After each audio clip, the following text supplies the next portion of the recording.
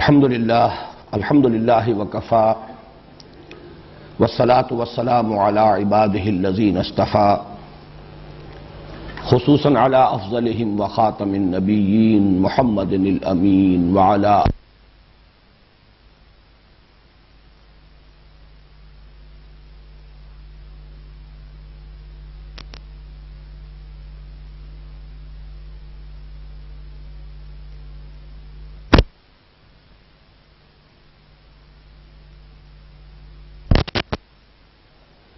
فَأَمَّا الَّذِينَ فِي قُلُوبِهِمْ زَيْغٌ فَيَتَّبِعُونَ مَا تَشَابَهَ مِنْهُ ابْتِغَاءَ الْفِتْنَةِ وَابْتِغَاءَ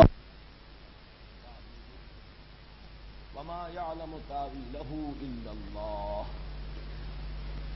وَالرَّاسِخُونَ فِي الْعِلْمِ يَقُولُونَ مِنْ عِنْدِ رَبِّنَا وَمَا يَذَّكَّرُ إِلَّا أُولُو الْأَلْبَابِ وَقَالَ عَزَّ وَجَلَّ کتاب انزلناہ الیک مبارک لیدبروا آیاتہ ولیتذکر اولو الالباب صدق اللہ العظیم رب اشرح لی صدری ویسر لی امری واحلل عقدۃ من لسانی یفقہوا قولی اللہم ربنا الہمنا رشدنا واعذنا من شرور انفسنا اللہم ارنا الحق حقا وارزقنا اتباعه وارنا الباطل باطلا وارزقنا اجتنابه اللہم ارحمنا بالقرآن العظیم واجعله لنا اماما ونورا وہدا ورحمة اللہم ذکرنا منه ما نسینا وعلمنا منه ما جہلنا وارزقنا تلاوته آناء اللیل وآناء النہار وَاجْعَلْهُ لَنَا حُجَّةً يَا رَبَّ الْعَالَمِينَ آمین۔ تعارف قرآن کے ضمن میں گزشتہ ہفتے 2 نشستوں میں ہم نے 10 عنوانات کے تحت کچھ بنیادی باتوں پر غور کیا۔ اس کا ایک اجمالی جائزہ پھر پیش کر رہا ہوں۔ پہلا عنوان تھا قرآن حکیم کے بارے میں ہمارا اجمالی عقیدہ۔ اس کے ضمن میں ایک بات کا اضافہ کرنا چاہ رہا ہوں کہ عقیدے کا لفظ قرآن اور حدیث کا نہیں ہے۔ یہ من جملہ ان اصطلاحات کے ہے کہ جو بعد میں وضع ہوئی ہیں۔ عقیدہ عقدہ سے بنا ہے، گرہ، اور اس کا صحیح ترجمہ انگریزی میں ہوگا ڈاگما۔ وہ شے جو کوئی انسان مانتا ہے، بلا دلیل مانتا ہے، بلا برہان مانتا ہے۔ واقعہ یہ ہے کہ یہ لفظ اپنی اصل کے اعتبار سے دین اسلام کے ساتھ اور اس کی جو فکری اساس ہے ایمان، اس کے ساتھ مناسبت نہیں رکھتا۔ البتہ عوام الناس کے لیے یہی لفظ ہے کہ جو مستعمل ہے، اور عوام کے ضمن میں یہ بات بھی درست ہے کہ وہ کچھ باتیں مانتے ہیں اور ضروری نہیں کہ اس کے لیے ان کے پاس کوئی دلائل بھی ہو، کوئی استدلال بھی موجود ہو۔ بہرحال یہ لفظ اجمالی عقیدہ میں نے استعمال کیا تھا قرآن حکیم کے بارے میں 3 جو بنیادی باتیں ہیں ان کے ضمن میں۔ نمبر 1 یہ اللہ کا کلام ہے، نمبر 2 یہ محمد الرسول اللہ صلی اللہ علیہ وسلم پر نازل ہوا، اور نمبر 3 یہ من و عن کل کا کل محفوظ ہے۔ پھر ہم نے انہی 3 چیزوں پر ذرا تفصیل میں اور کسی قدر گہرائی میں اتر کر غور کیا۔ چنانچہ اگلے 3 عنوانات یہ تھے: قرآن کا کلام الہی ہونا، اس کے ضمن میں ہم نے کچھ گفتگو کی۔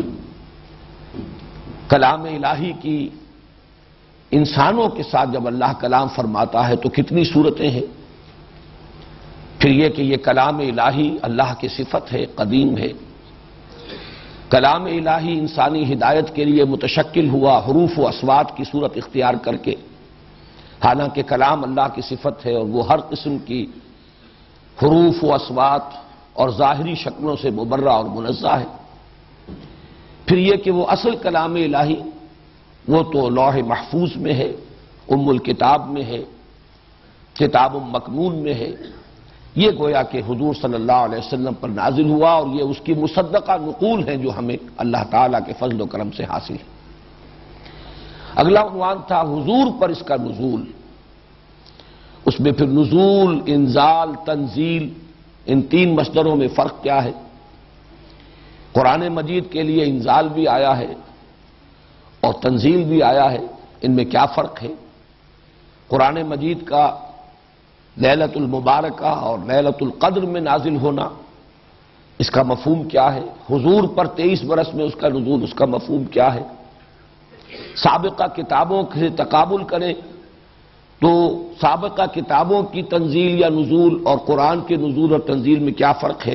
اس پر ہم نے ذرا تفصیلاً غور کیا، اور اس کے ساتھ ساتھ یہ بھی کہ اس کا زمانہ نزول کیا ہے اور علاقہ نزول کیا ہے، تاکہ ٹائم اینڈ سپیس کمپلیکس میں ہمارے ذہن میں خاکہ جم جائے کہ یہ کب اور کہاں نازل ہوا. پھر چوتھی بحث تھی محفوظیت قرآن، اس کے ضمن میں اب میں کوئی مزید تفصیل میں نہیں جانا چاہتا. پانچویں بحث تھی قرآن کی زبان. یہ قریش اور حجاز کے بادیہ نشینوں کی زبان، اس میں قرآن حکیم نازل ہوا ہے. دوسرے قبائل، دوسرے علاقوں کی جو زبانیں تھیں اس کے بھی کچھ الفاظ مستعمل ہیں، لیکن اکثر و بیشتر یہ حجاز کے بادیہ نشینوں کی زبان میں نازل ہوا. پھر یہ کہ کچھ الفاظ ایسے بھی ہیں گنتی کے جو معرب ہیں دوسری زبانوں سے، غیر عربی زبانوں سے، وہ عربی میں منتقل ہوئے ہیں اور وہ بھی قرآن حکیم میں مستعمل ہیں، لیکن وہ بھی شاذ ہیں. فصاحت اور بلاغت کی یہ معراج ہے. اس میں ایک ملکوتی غنا بھی ہے، ڈیوائن میوزک. اور ایک اہم بات یہ کہ خود عربی زبان پر قرآن حکیم کا ایک بہت بڑا احسان ہے. اس عربی زبان کے اندر ایک دوام اور تسلسل قرآن حکیم کی وجہ سے اور اس کے ذریعے سے پیدا ہوا ہے، ورنہ 1400 برس میں زبانیں جو ہیں دنیا کی دوسری زبانیں کہیں سے کہیں پہنچ جاتی ہیں، بدل جاتی ہیں، محاورے تبدیل ہو جاتے ہیں، اسلوب بدل جاتے ہیں. لیکن جو فصیح عربی ہے وہ پوری دنیا میں جہاں بھی عربی ہے، پورے عرب دنیا میں فصیح عربی وہی ہے جو قرآن کی ہے. کولوکیل لینگویجز بے شمار ہیں، بہت مختلف ہیں، لہجے مختلف ہیں، علاقائی بولیاں مختلف ہیں، وہ بھی سب عربی ہی کہلاتی ہیں، لیکن وہ عربی مبین، وہ فصیح عربی ہے. آج بھی تصنیف و تالیف کی عربی وہی ہے، اور اہل علم کے مابین جب تبادلہ خیالات ہوتا ہے تو اس کا میڈیم یہی عربی بنتی ہے، گویا کہ اس عربی کو دوام اور تسلسل حاصل ہوا اس قرآن حکیم کی بدولت. چھٹی بحث تھی قرآن حکیم کے اسماء اور اس کی صفات.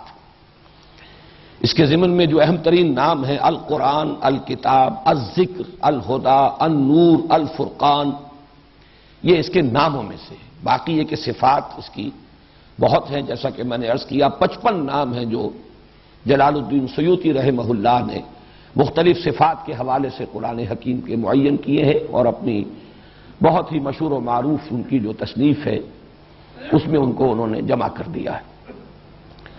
البتہ اس کے اسم علم کی حیثیت القرآن کو حاصل ہے. اس کے بارے میں قدر تفصیل سے ہم نے غور کیا. یہ القرآن، اس کا اصل مادہ کیا ہے؟ ایک رائے یہ ہے کہ قاف را نون یہ مادہ ہے، ایک رائے ہے قاف را اور حمزہ یہ مادہ ہے. لیکن یہ کہ ان دونوں مادوں کے مفہوم جو ہیں بہت ایک دوسرے سے قریب ہیں، اس اعتبار سے مراد اور مدلول میں کوئی زیادہ فرق واقع نہیں ہوتا. اگلی بحث تھی ساتویں اسلوب کلام. یہ شاعری نہیں ہے جس کی شدت سے نفی کی گئی، اگرچہ میں نے عرض کر چکا ہوں کہ جو جدید تصور ہے بلینک ورس کا، آزاد نظم کا، کہا جا سکتا ہے. یوں ہم نہیں کہیں گے کہ قرآن مجید کو ان سے مشابہت حاصل ہے، یوں کہیں گے کہ اس کو، ان بلینک ورس کو اور آزاد نظم کو کچھ قرآن حکیم سے مشابہت حاصل ہے. باقی یہ کتاب مجموعہ مقالات نہیں، یہ عام جو ہمارا دنیاوی تصور ہے کتاب کا کہ اس میں چیپٹرز ہوں اور مضامین منقسم ہوں، اس کا بھی اطلاق اس پر نہیں ہو سکتا. عام اسلوب خطبے کا ہے. تو میں نے عرض کیا تھا کہ اس کے لیے اگر اصطلاح ہمیں وضع کرنی ہی ہو تو ایک کلیکشن آف ڈیوائن اوریشنز، مجموعہ خطبات الہیہ. پھر اگلی بحث تھی 8ویں ترکیب و تقسیم. اس کی اکائی کیا ہے؟ آیت. آیت کے معنی کیا ہیں؟ آیتیں کتنی ہیں؟ آیتیں مل کر سورتیں بنتی ہیں. سورت کے معنی کیا ہے؟ سورتوں کی تعداد کیا ہے؟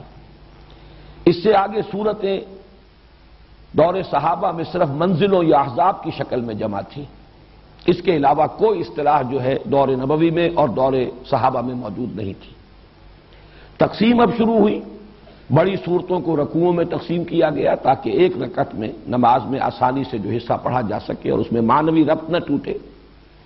اور یہ تقسیم چونکہ تابعین کے دور میں ہو گئی لہذا بہت ہی منطقی ہے، اصولی ہے، عقلی ہے اور مضمون کے اعتبار سے محکم ہے. البتہ جو پاروں میں تقسیم ہوئی ہے وہ زمانہ مابعد میں ہوئی ہے اور اس کی کوئی بنیاد نہیں ہے. حال ہی میں سعودی عرب نے جو بڑے پیمانے پر مصحف شائع کیے اور تقسیم کیے اس میں انہوں نے احزاب میں تقسیم کیا پاروں کو. کچھ پاروں میں رد و بدل بھی کیا ہے ان کے آغاز اور اختتام میں کہیں کہیں، لیکن یہ کہ ان کو پھر تقسیم کیا 8 حصوں میں اور رکوعوں کی تقسیم انہوں نے ختم کر دی. میری ذاتی رائے یہ ہے کہ رکوعوں کی وہ تقسیم جو قدیم ہے وہ کہیں بہتر ہے احزاب کی اس تقسیم سے کہ جو سعودی عرب کے شائع شدہ مصاحف میں آج موجود ہے. ان میں معنوی ربط نہیں ہے. اس میں تو وہی ہے جیسے پارے برابر برابر 30 تقسیم کیے گئے، اسی برابر برابر 8 حصے کر دیے گئے اس پارے کے، جبکہ رکوعوں کا آپ کو معلوم ہے کسی پارے کے اندر 16 رکوع ہے، کسی میں 18 ہے، کسی میں کم ہے، کسی میں زیادہ ہے، کیونکہ وہاں پر تقسیم جو ہے معنوی ہے. وہ یقیناً بہتر تقسیم ہے. اس سے آگے کا معاملہ ہے ترتیب اور تدوین. تدوین کے ضمن میں عرض کر چکا ہوں کہ 3 مرحلوں میں اس کی تدوین مکمل ہوئی. ایک مرحلہ حضور صلی اللہ علیہ وسلم کی حیات طیبہ میں مکمل ہو گیا، لیکن وہ کتابی شکل میں قرآن جمع نہیں ہوا تھا، سینوں میں ترتیب کے ساتھ مدون ہو گیا، حفاظ کے سینوں میں محفوظ تھا. حضور صلی اللہ علیہ وسلم نے اسی ترتیب سے قرآن پڑھایا صحابہ کو اور قرآن یاد کیا صحابہ کرام نے رضوان اللہ تعالی علیہ اجمعین. حضرت ابوبکر کے زمانے میں گویا کہ حضور کے انتقال کے لگ بھگ 2-2.25 سال کے اندر اندر وہ کتابی شکل میں بھی جمع ہو گیا. یہ تدوین کا دوسرا مرحلہ ہے. اس کے بعد اس کا ایک آفیشل ٹیکسٹ تیار ہوا ہے، رسم الخط، اس لیے کہ لہجوں کے فرق کی وجہ سے لکھنے میں بھی فرق واقع ہو رہا تھا. تو حضرت عثمان رضی اللہ تعالی عنہ کے عہد خلافت میں پھر اس کا ایک بورڈ بنا کر باقاعدہ حفاظ کا اور جو ماہرین قرآن تھے صحابہ کرام میں سے جو زیادہ قرآن مجید سے واقف تھے، پھر یہ کہ اس کا ایک آفیشل ٹیکسٹ تیار کر دیا گیا. اسے کہا جاتا ہے مصحف عثمان رضی اللہ تعالی عنہ. ویسے مصحف کا لفظ حضرت ابوبکر رضی اللہ تعالی عنہ کے عہد خلافت میں بھی یہ استعمال ہونے لگا تھا. جب اس کو جلد کی صورت میں ایک کتاب کی شکل میں مرتب کیا گیا تو سوال پیدا ہوا کہ اسے کیا کہیں. تو مختلف تجویزیں سامنے آئیں، لیکن اس میں جسے شرف قبول حاصل ہوا وہ مصحف ہے. تو مصحف تو مرتب ہو گیا ہے حضرت ابوبکر کے زمانے میں رضی اللہ تعالی عنہ. البتہ اس کا ایک معین رسم الخط، جس کے لیے میں نے الفاظ استعمال کیے تھے کہ حضرت عثمان کو اگر ہم کہیں جامع آیات القرآن تو یہ بہت مس لیڈنگ بات ہے، اس سے بڑے مغالطے پیدا ہوتے ہیں. البتہ یہ کہ جامع الامت علی رسم واحد، قرآن کے ایک رسم الخط پر پوری امت کو جمع کرنے والے یہ ہیں حضرت عثمان رضی اللہ تعالی عنہ. ترتیب کے ضمن میں اجمالاً میں وہ بھی بیان کر چکا ہوں کہ وہ 7 احزاب یا 7 منزلیں یہ تو دور صحابہ میں اور سلف میں موجود تھا. البتہ یہ کہ عہد حاضر میں بعض حضرات کی جو نگاہ ہے تحقیقی اس پر منکشف ہوا کہ قرآن حکیم 7 گروپوں میں بھی منقسم ہے. ہر گروپ میں 1 یا 1 سے زائد مکی اور پھر 1 یا 1 سے زائد مدنی صورت، یہ جمع ہو کر ایک گروپ بنتے ہیں اور یہ گروپ بھی قرآن حکیم میں 7 ہی ہے. آخری اور 10واں موضوع تھا جو پچھلی مرتبہ اتوار کے روز جس پر کہ ہماری گفتگو ختم ہوئی، قرآن کا موضوع. میں نے عرض کیا تھا کہ قرآن حکیم کا موضوع ہے ہدایت، اور اسی کے حوالے سے میں نے گفتگو کی تھی علم انسانی کے مختلف دائرے اور مختلف اس کی قسمیں. ایک صاحب نے بعد میں سوال جواب کی نشست میں یہ فرمایا تھا کہ کسی نے یہ کہا ہے کہ قرآن کا موضوع ہے انسان، تو واقعہ یہ ہے کہ جو بات میں نے عرض کی اور جو انہوں نے کہی اس میں کوئی فرق نہیں ہے. یقیناً انسان ہی کی ہدایت قرآن کا موضوع ہے. البتہ اگر ہم یہ کہیں گے کہ قرآن کا موضوع ہے انسان، تو انسان کی اناٹمی بھی ایک موضوع ہے، انسان کی فزیولوجی بھی ایک موضوع ہے، انسان کی جسمانی ساخت، انسان کا علم و وظائف الاعضاء، مختلف اعضاء کا علم، یہ قرآن کے موضوعات نہیں ہے. انسان کے لیے ہدایت، الہدا، یہ گویا کہ، اور اسی کے حوالے سے العلم، النور، الذکر، الفرقان، فرق کر دینے والا حق و باطل کے مابین. النور، وہ روشنی کہ جس سے میں انسان راستہ دیکھ سکتا ہے. اندھیرا ہو تو اسے راستہ نظر نہیں آئے گا، ٹھوکر کھائے گا. نور در حقیقت انسان کے لیے صحیح راستے پر چلنے کے لیے اسے ضرورت ہے روشنی کی.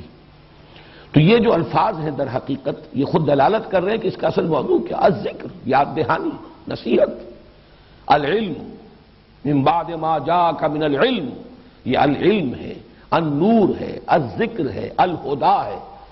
اور سب سے زیادہ جامع نام جو ہے اس کا، اس اعتبار سے، موضوع کے اعتبار سے، وہ الہدا ہے. البتہ جو بحث میں نے اس موضوع پر کی تھی اس کا میں تھوڑا سا اجمالی اعادہ آج پھر کر رہا ہوں اور اس میں حوالہ دینا چاہتا ہوں.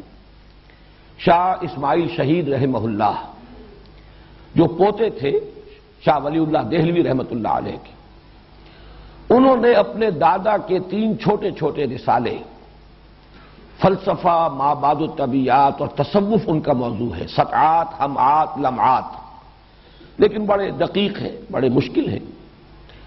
تو ان کا اپنا قول یہ ہے شاہ اسماعیل شہید کا کہ میں نے اپنے دادا کی ان تصانیف کی تسہیل کے لیے ایک کتاب لکھی ہے، ابقات.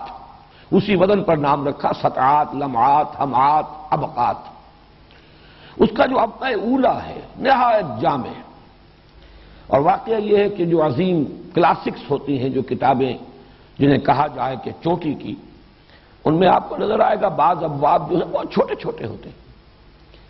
چنانچہ پرنس میکیاویلی کی کتاب، اس کے بعض ابواب، خود کتاب بھی بڑی چھوٹی ہے، بعض ابواب چند جملوں پر مشتمل. تو پہلا جو باب کہہ لیجئے اس کتاب کا، اس میں انسانی علم کے 3 دائرے معین کیے گئے. ایک ہے علم بالحواس، یہ انسانی علم کا پہلا دائرہ ہے. حواس جو ہمارے ہیں، ان سے ہمیں معلومات حاصل ہوتی ہیں، جنہیں آج کل ہم کہتے ہیں سینس ڈیٹا. آنکھ نے دیکھا، کان نے سنا، آپ نے میئرمنٹ کی، اس سے سب کچھ دیکھا. پھر اس کے بعد ہے علم بالعقل. اب اس سینس ڈیٹا کو پروسیس کرتا ہے یہ کمپیوٹر جو ہے، یہ دماغ، یہ عقل. اس میں استدلال، استنباط، اس کے لیے پھر اصول معین کیے گئے، منطق استخراجی اور منطق استقرائی نتائج اخذ کیے گئے. بہت سی چیزوں کو دیکھا، اس میں کوئی قدر مشترک نظر آئی، وہ اسے ڈیڈیوس کر لی. اور اسی طریقے سے کسی چیز سے کسی چیز تک پہنچنے کے لیے استخراجی منطق کے اصول معین کیے گئے. تو یہ ہے علم بالعقل. تیسرا علم ہے شاہ اسماعیل شہید رحمۃ اللہ علیہ کے قول کے مطابق علم بالقلب. یہ علم بالقلب جو ہے یہ ہے در حقیقت ایک بالکل جداگانہ دائرہ. اس کا ایک حصہ وہ ہے جو دنیا میں پہلے بھی معروف رہا ہے، جس سے ہم کہتے رہے انٹیوشن، وجدان. آج اس کے لیے ایک اور اصطلاح مستعمل ہے، ایکسٹرا سینسری پرسیپشن، جس میں کہ حواس کو کوئی دخل نہیں ہے. ظاہر بات ہے کہ عقل جو ہے اس کو، وہ تو محتاج ہے کہ حواس کے ذریعے سے جو معلومات اسے حاصل ہوں گی، جو سینس ڈیٹا اس کو ملے گا، وہ اسی کو پروسیس کرے گی. لیکن یہ ہے کہ حواس سے ماورا، گویا کہ عقل سے بھی ماورا، ان دونوں سے ماورا بھی کوئی سورس ہے انسان کے پاس، جس کو آج کہا جا رہا ہے ESP، ایکسٹرا سینسری پرسیپشن. اس سے پہلے ہمارے ہاں ادب میں اس کے لیے وجدان، انٹیوشن. یہ علم بالقلب جو ہے در حقیقت یہ ہے وہ خاصہ انسانی علم کا جس کو کہ مادیین، مادہ پرست، وہ اس سے واقف نہیں ہے. پہلے دونوں علم تو دنیا کو معلوم ہے. اگر آپ قرآن کی طرف رجوع کریں گے تو سورہ بقرہ کے 4تھے رکوع میں ابتدا میں اس علم کا ذکر ہے، علم الاسماء کے عنوان سے، جو حضرت آدم علیہ السلام کو عطا فرمایا گیا. اور آخر میں ذکر ہے ہدایت کا، علم آدم الاسماء کلھا، یہ شروع میں، اور آخر میں جب خلافت کا چارج دیا گیا حضرت آدم علیہ السلام کو، تو جو چارٹر ہے اس کا ابدی چارٹر وہ یہ ہے فَإِمَّا يَأْتِيَنَّكُم مِّنِّي هُدًى فَمَن تَبِعَ هُدَايَ فَلَا خَوْفٌ عَلَيْهِمْ وَلَا هُمْ يَحْزَنُونَ وَالَّذِينَ كَفَرُوا وَكَذَّبُوا بِآيَاتِنَا أُولَٰئِكَ أَصْحَابُ النَّارِ هُمْ فِيهَا خَالِدُونَ۔ تو گویا کہ یہ دو علم بنتے ہیں۔ اب انسان حواس کے ذریعے سے جو علم حاصل کر رہا ہے اور عقل سے اس میں جو اضافے کرتا ہے، اس کا سب سے نمایاں جو حصہ ہے علم کا وہ ہے جو ہمارے مادی علوم ہے، فزیکل سائنسز کا علم۔ یہ علم ہے، اسی سے ٹیکنالوجی ہے۔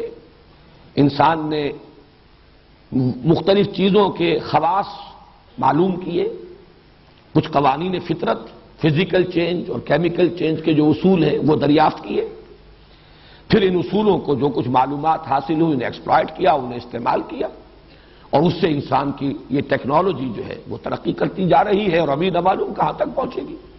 یہ ایک علم ہے۔ البتہ انسان صرف اس علم پر قانع نہیں رہا، اس لیے کہ اس علم سے تو جزوی علم حاصل ہوتا ہے، بٹ بائی بٹ، ایک ایک جز، قدم بقدم، جبکہ انسان کی ایک ارج ہے، وہ ماہیت معلوم کرنا چاہتا ہے کائنات کی حقیقت کیا ہے، میری حقیقت کیا ہے، علم کی حقیقت کیا ہے، خیر و شر کی حقیقت کیا ہے۔ ظاہر بات ہے کہ آج سے 1000 سال قبل کے انسان کی معلومات، وہ جو علم بالحواس اور علم بالعقل کا دائرہ ہے، بڑا محدود تھا دائرہ معلومات، لیکن اس چیز کی اس وقت بھی انسان کو ضرورت تھی کہ وہ کوئی رائے قائم کرے، یہ کائنات جس میں ہوں اس کی حقیقت کیا ہے، اور میں جو ہوں میری حقیقت کیا ہے، میرا اس کے ساتھ وقت کیا ہے، تعلق کیا ہے، میری زندگی کا آغاز کیا ہے، میری زندگی کا مال کیا ہے، اس سفر کی منزل کون سی ہے آخری۔ یہ چیزیں اگر وہ معین نہیں کرتا تو کیا کروں کیا نہ کروں، کیا کرنا صحیح ہے کیا کرنا غلط ہے، اور یہ انسان کی ضرورت ہے۔ لہذا اس ضرورت کے تحت فلسفہ، یہ گویا کہ جب سے انسان نے سوچنا شروع کیا ہے، یہ فلسفہ بھی شروع ہو گیا کہ جو ان گتھیوں کو سلجھانا چاہتا ہے۔ ان گتھیوں کو سلجھانے کے لیے انسان نے پھر اپنے عقل کے گھوڑے دوڑائے، اپنی منطق کو استعمال کیا۔ فلسفہ، ما بعد الطبیعیات، میٹافزکس، الہیات، ایتھکس، اخلاقیات، نفس انسانی کی حقیقت، نفسیات، یہ تمام علوم جو ہیں یہ بھی انسانی علوم میں سے ہے۔ گویا کہ علم بالحواس اور علم بالعقل کے نتیجے میں یہ دو علم وجود میں آئے، ایک فزیکل سائنسز کا علم جس کا تعلق ہے ٹیکنالوجی سے، دوسرا جس کو آپ کہیں فلسفی ہے، سوشالوجی ہے، نفسیات انسانی کا معاملہ ہے، اخلاقیات کا معاملہ ہے۔ تو اب یہ جان لیجئے کہ خدا، جس کی کہ تکمیلی شکل الہدا ہے قرآن حکیم، اس کا موضوع وہ علم انسانی کا دائرہ اول نہیں ہے۔ یہ سائنس کی کتاب نہیں ہے، سائنس پڑھانے نہیں آئی، ٹیکنالوجی سکھانے نہیں آئی، انبیاء اس لیے نہیں بھیجے گئے۔ اگرچہ قرآن حکیم میں سائنٹیفک فینومینا کی طرف ریفرنسز ہیں اور وہ لازماً درست ہیں، لیکن یہ کہ وہ اصل موضوع نہیں ہے قرآن کا، اور ان کے ضمن میں ظاہر بات ہے کہ ان کی حقیقت اور ان کی اصل ماہیت کو سمجھنا جو ہے، اس میں جیسے جیسے انسان کے سائنٹیفک علم میں تدریجاً ترقی ہوئی ہے، اسی طریقے سے ان ریفرنسز کو سمجھنا بھی انسان کے لیے تدریجاً ممکن ہو رہا ہے۔ البتہ قرآن کا اصل موضوع کیا ہے؟ وہ مابعد الطبیعیات، نفسیات۔ قرآن نے جو الہیات اور مابعد الطبیعیات دیے ہیں اس کا ایک مجموعی نام ایمان ہے۔ پھر فکر اور عمل دونوں کے لیے رہنمائی درکار ہے، جیسے کہ کسی راستہ چلنے والے کو ضرورت ہوتی ہے روڈ سائنس کی، روک دیا جائے ادھر نہ جانا، ادھر خطرہ ہے، ڈینجر ہے، یہاں ہلاکت ہے، یہاں ادھر نہ مڑ جانا ادھر جانا۔ اسی طریقے سے انسان کو سفر حیات میں ان کوشنز کی ضرورت ہے، ادھر خطرہ ہے، یہ شے تمہارے لیے ممنوع ہے، یہ حرام ہے، یہ نقصان دہ ہے، اس میں ہلاکت ہے، چاہے تمہیں نظر نہیں آ رہی ہلاکت، لیکن ادھر جاؤ گے تو تمہارے لیے ہلاکت ہے۔ تو در حقیقت یہ ہے اصل موضوع قرآن حکیم کا۔ میں تفصیل سے عرض کر چکا ہوں پچھلی مرتبہ کہ سائنٹیفک فینومینا کے بارے میں اصولی بات جان لینی چاہیے کہ وہ قرآن کا اصل موضوع نہیں ہے۔ البتہ جو بھی ریفرنسز ہیں وہ 100% درست ہیں، جس کے لیے میں نے مورس بکائی اور وہ امبریولوجسٹ کیتھ ایلمور، ان کا میں نے خاص طور پر حوالہ دیا تھا۔ اب اس کے بعد آئیے ہم آگے چل رہے ہیں۔ ہمارا آج کا اصل موضوع ہے فہم قرآن کے اصول۔ فہم قرآن کے اصول کے تحت مجھے قرآن کے اصول تفسیر بیان کرنا مطلوب نہیں ہے، اس لیے کہ وہ اپنی جگہ پر ایک بہت بڑا موضوع ہے۔ آپ یوں کہہ سکتے ہیں کہ قرآن مجید کا مطالعہ اور اس مطالعے کے ضمن میں چند اصولی، انہیں ہدایات کہیں اشارات کہیں، وہ ہے جو میری آج کی گفتگو کا موضوع ہے، اور اس کے لیے میں نے 7 ذیلی عنوان معین کیے ہیں۔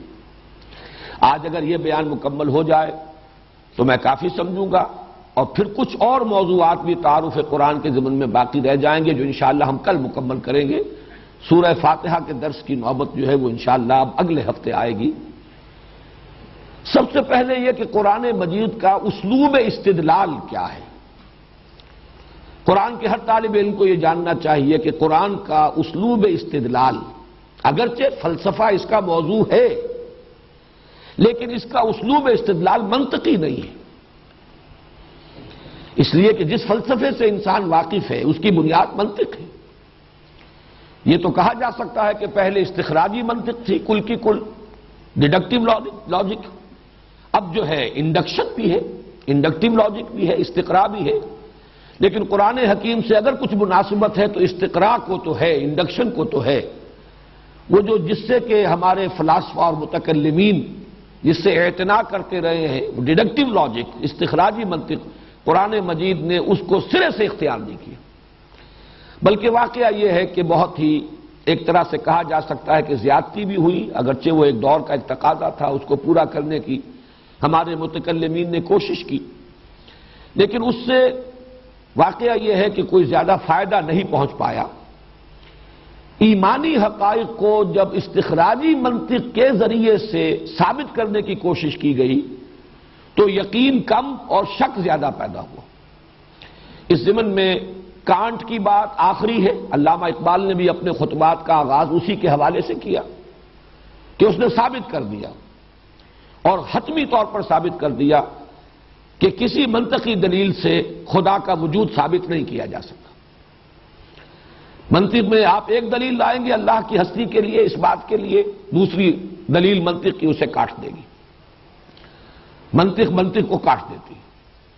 لہذا قرآن کا اسلوب جو ہے، اگرچہ اس نے کہیں کہیں منطق کو بھی استعمال کیا ہے، لیکن وہ بھی منطقی اصطلاحات میں نہیں۔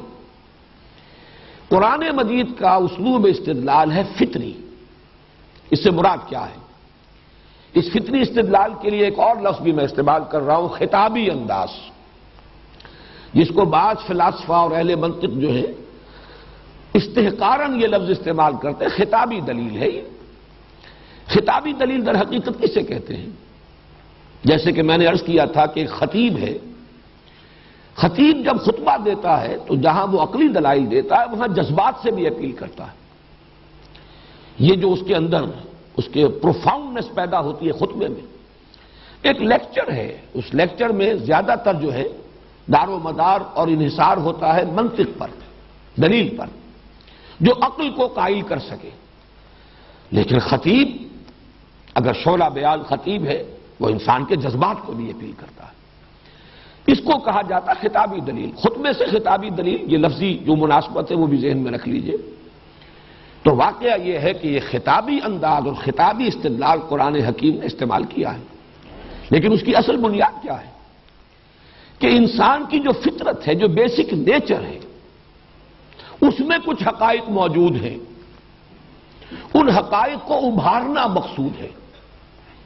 انسان کو آمادہ کیا جائے کہ ذرا اپنے من میں ڈوب کر پا جا سراغ زندگی۔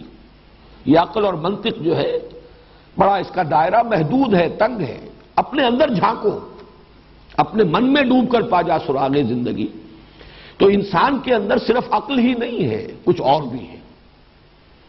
غافل تو نرا صاحب ادراک نہیں ہے نور تجلی بھی اسی خاک میں پنہا، کوئی اور شے بھی ہے، اس شے کو اپیل کرنا تاکہ انسان فطرت کی بنیاد پر اپنے اندر جھانکے اور محسوس کرے کہ ہاں یہ ہے، چاہے دلیل اس کے لیے کوئی منطقی دلیل پیش نہ کی جا سکتی ہو۔ یہ ہے در حقیقت قرآن کا فطری طرز استدلال۔ جیسے کہ کسی کی آنکھوں میں آنکھیں ڈال کر اس سے کوئی بات جو ہے وہ کہہ رہا ہے کچھ اور، لیکن اسے توجہ دلائی جائے، ذرا غور کرو، ذرا سوچو، اپنے اندر جھانکو۔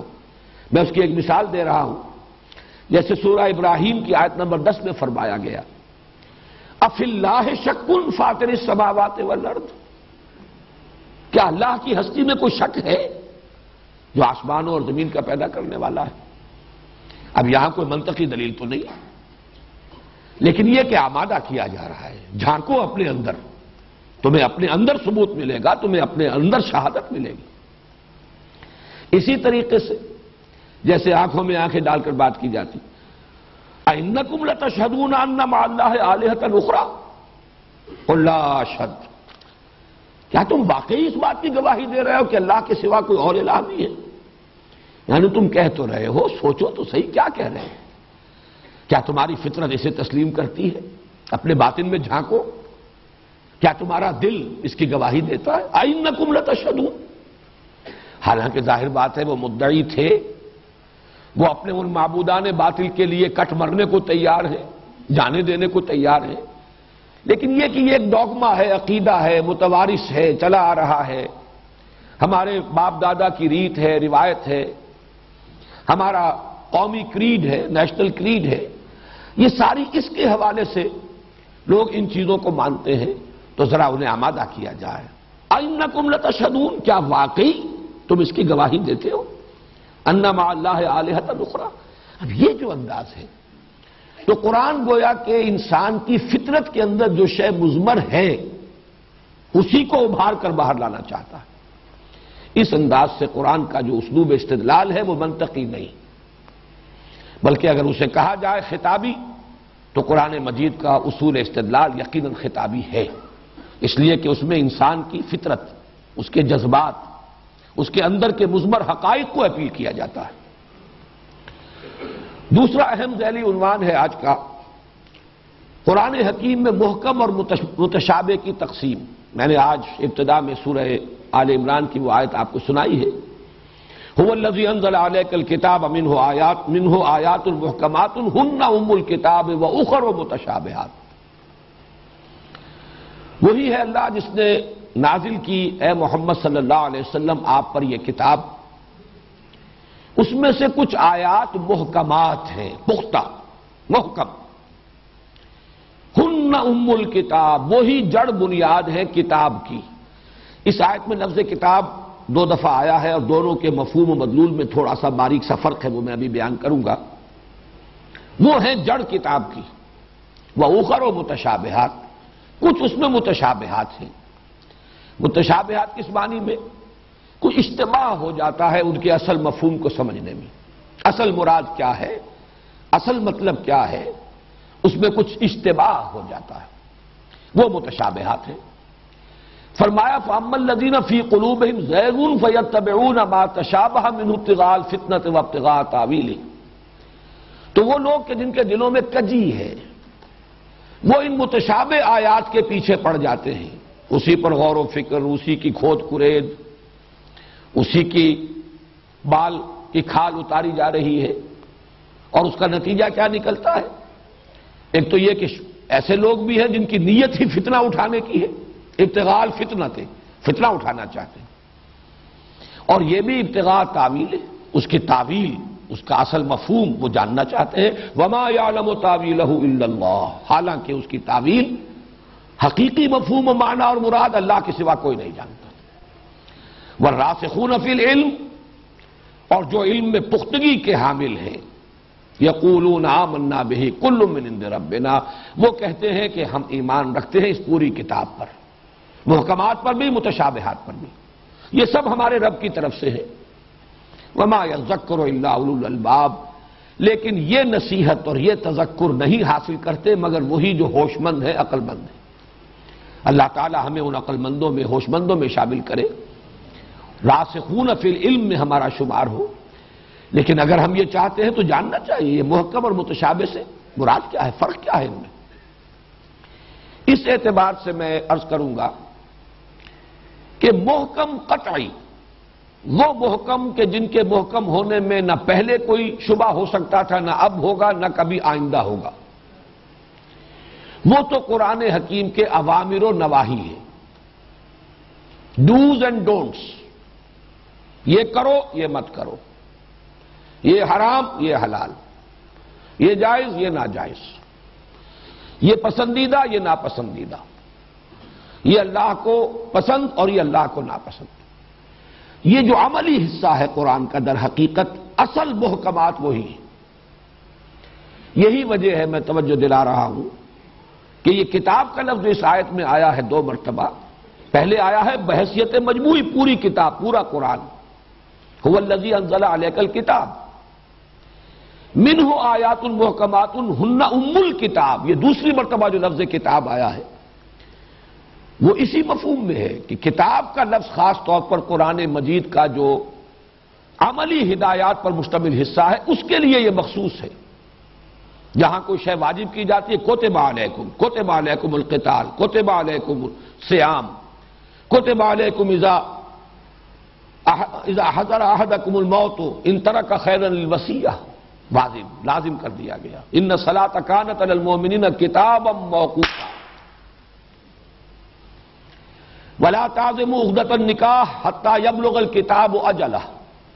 کتاب یہاں مراد ہے وہ حکم جو دیا گیا ہے، جب تک کہ عدت پوری نہ ہو جائے اس وقت تک اب دوسرا نکاح جو ہے اس کے لیے عقدہ نکاح نہیں باندھا جائے گا جب تک کہ وہ عدت نکاح جو اس کا قانون ہے اس کا تقاضا پورا نہ ہو جائے۔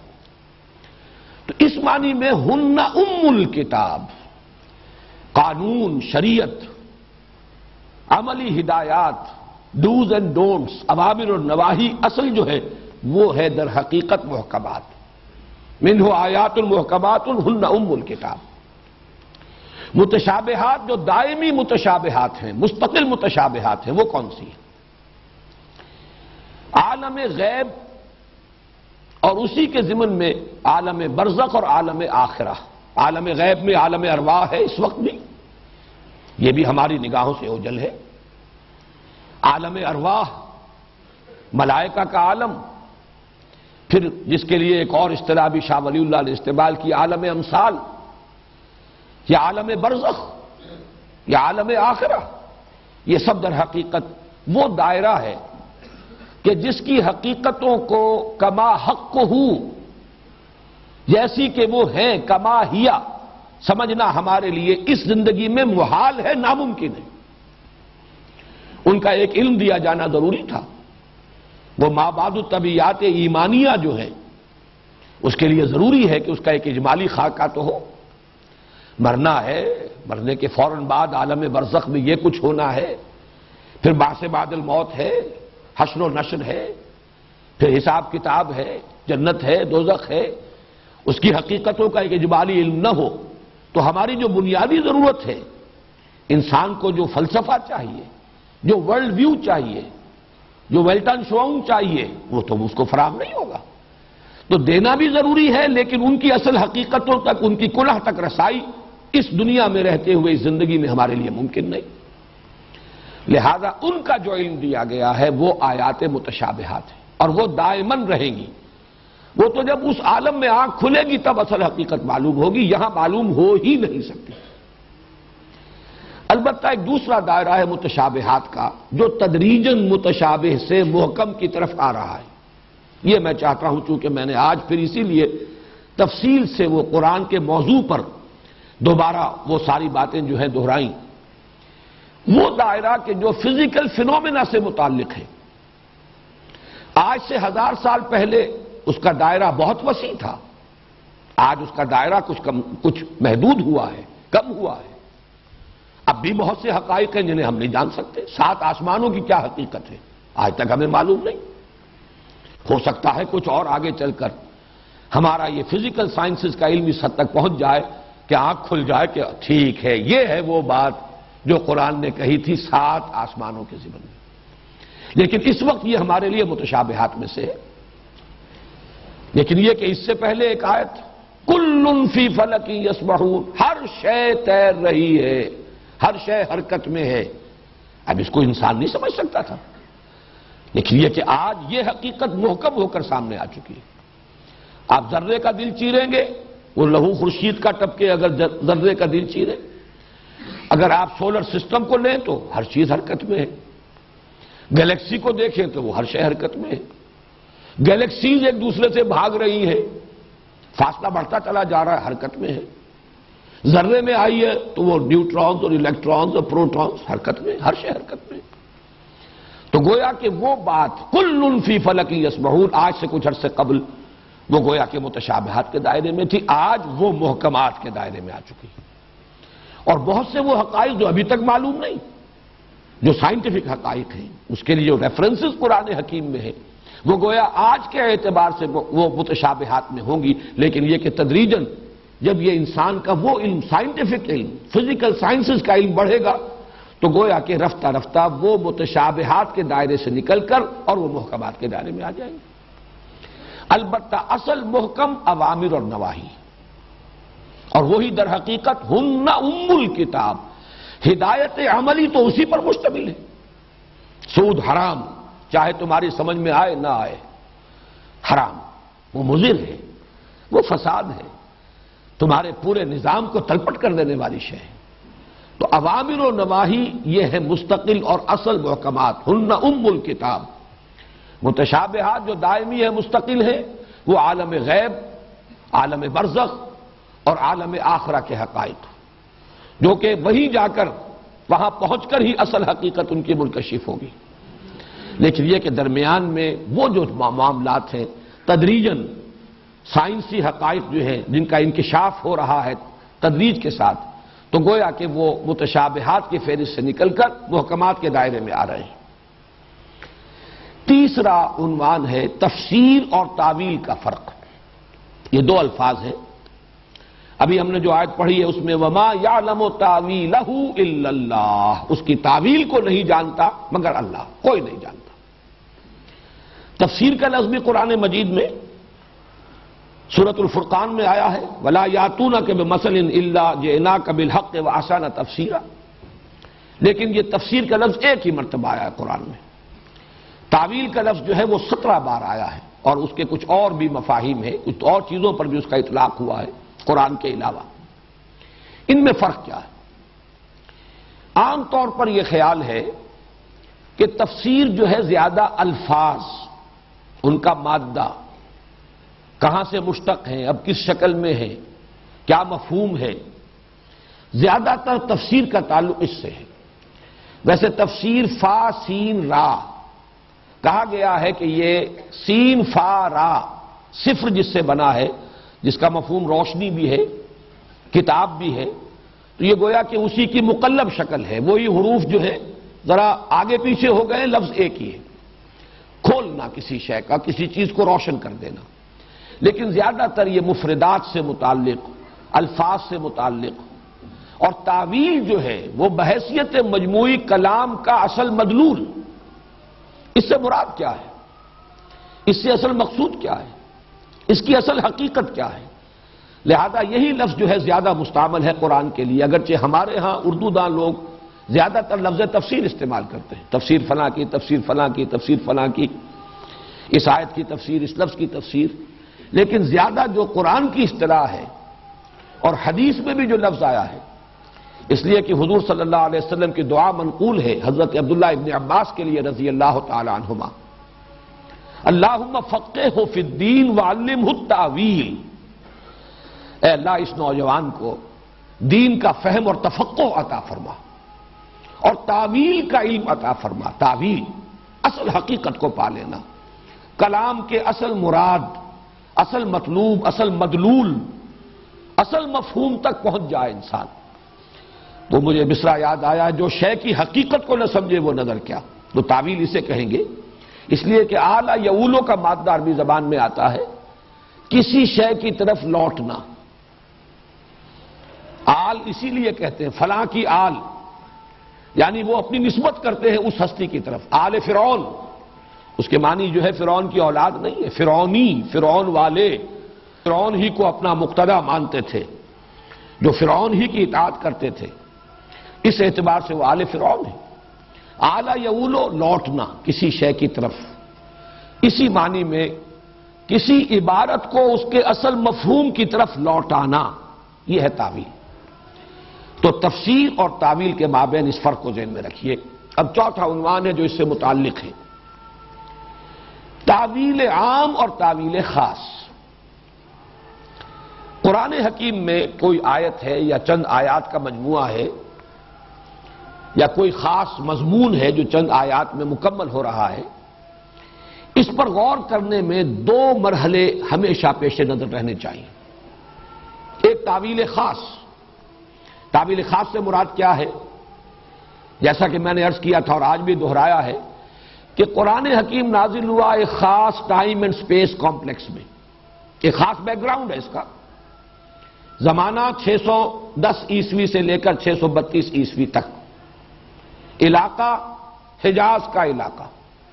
زیادہ سے زیادہ چند آیات کہی جا سکتی ہیں سفر تبوک میں آتے اور جاتے جو نازل ہوئی ہوں گی، انہیں کہہ سکتے ہیں کہ خارج از حجاز، ورنہ یہ کہ حضور صلی اللہ علیہ وسلم کی حیات طیبہ میں آپ کے جو اسفار ہیں وہ یہی ہے کہ قرآن کا اکثر و بیشتر حصہ تو مکی ہے، ہجرت سے قبل جو نازل ہوا مکے میں اور اس کے گرد و نواح میں نازل ہوا.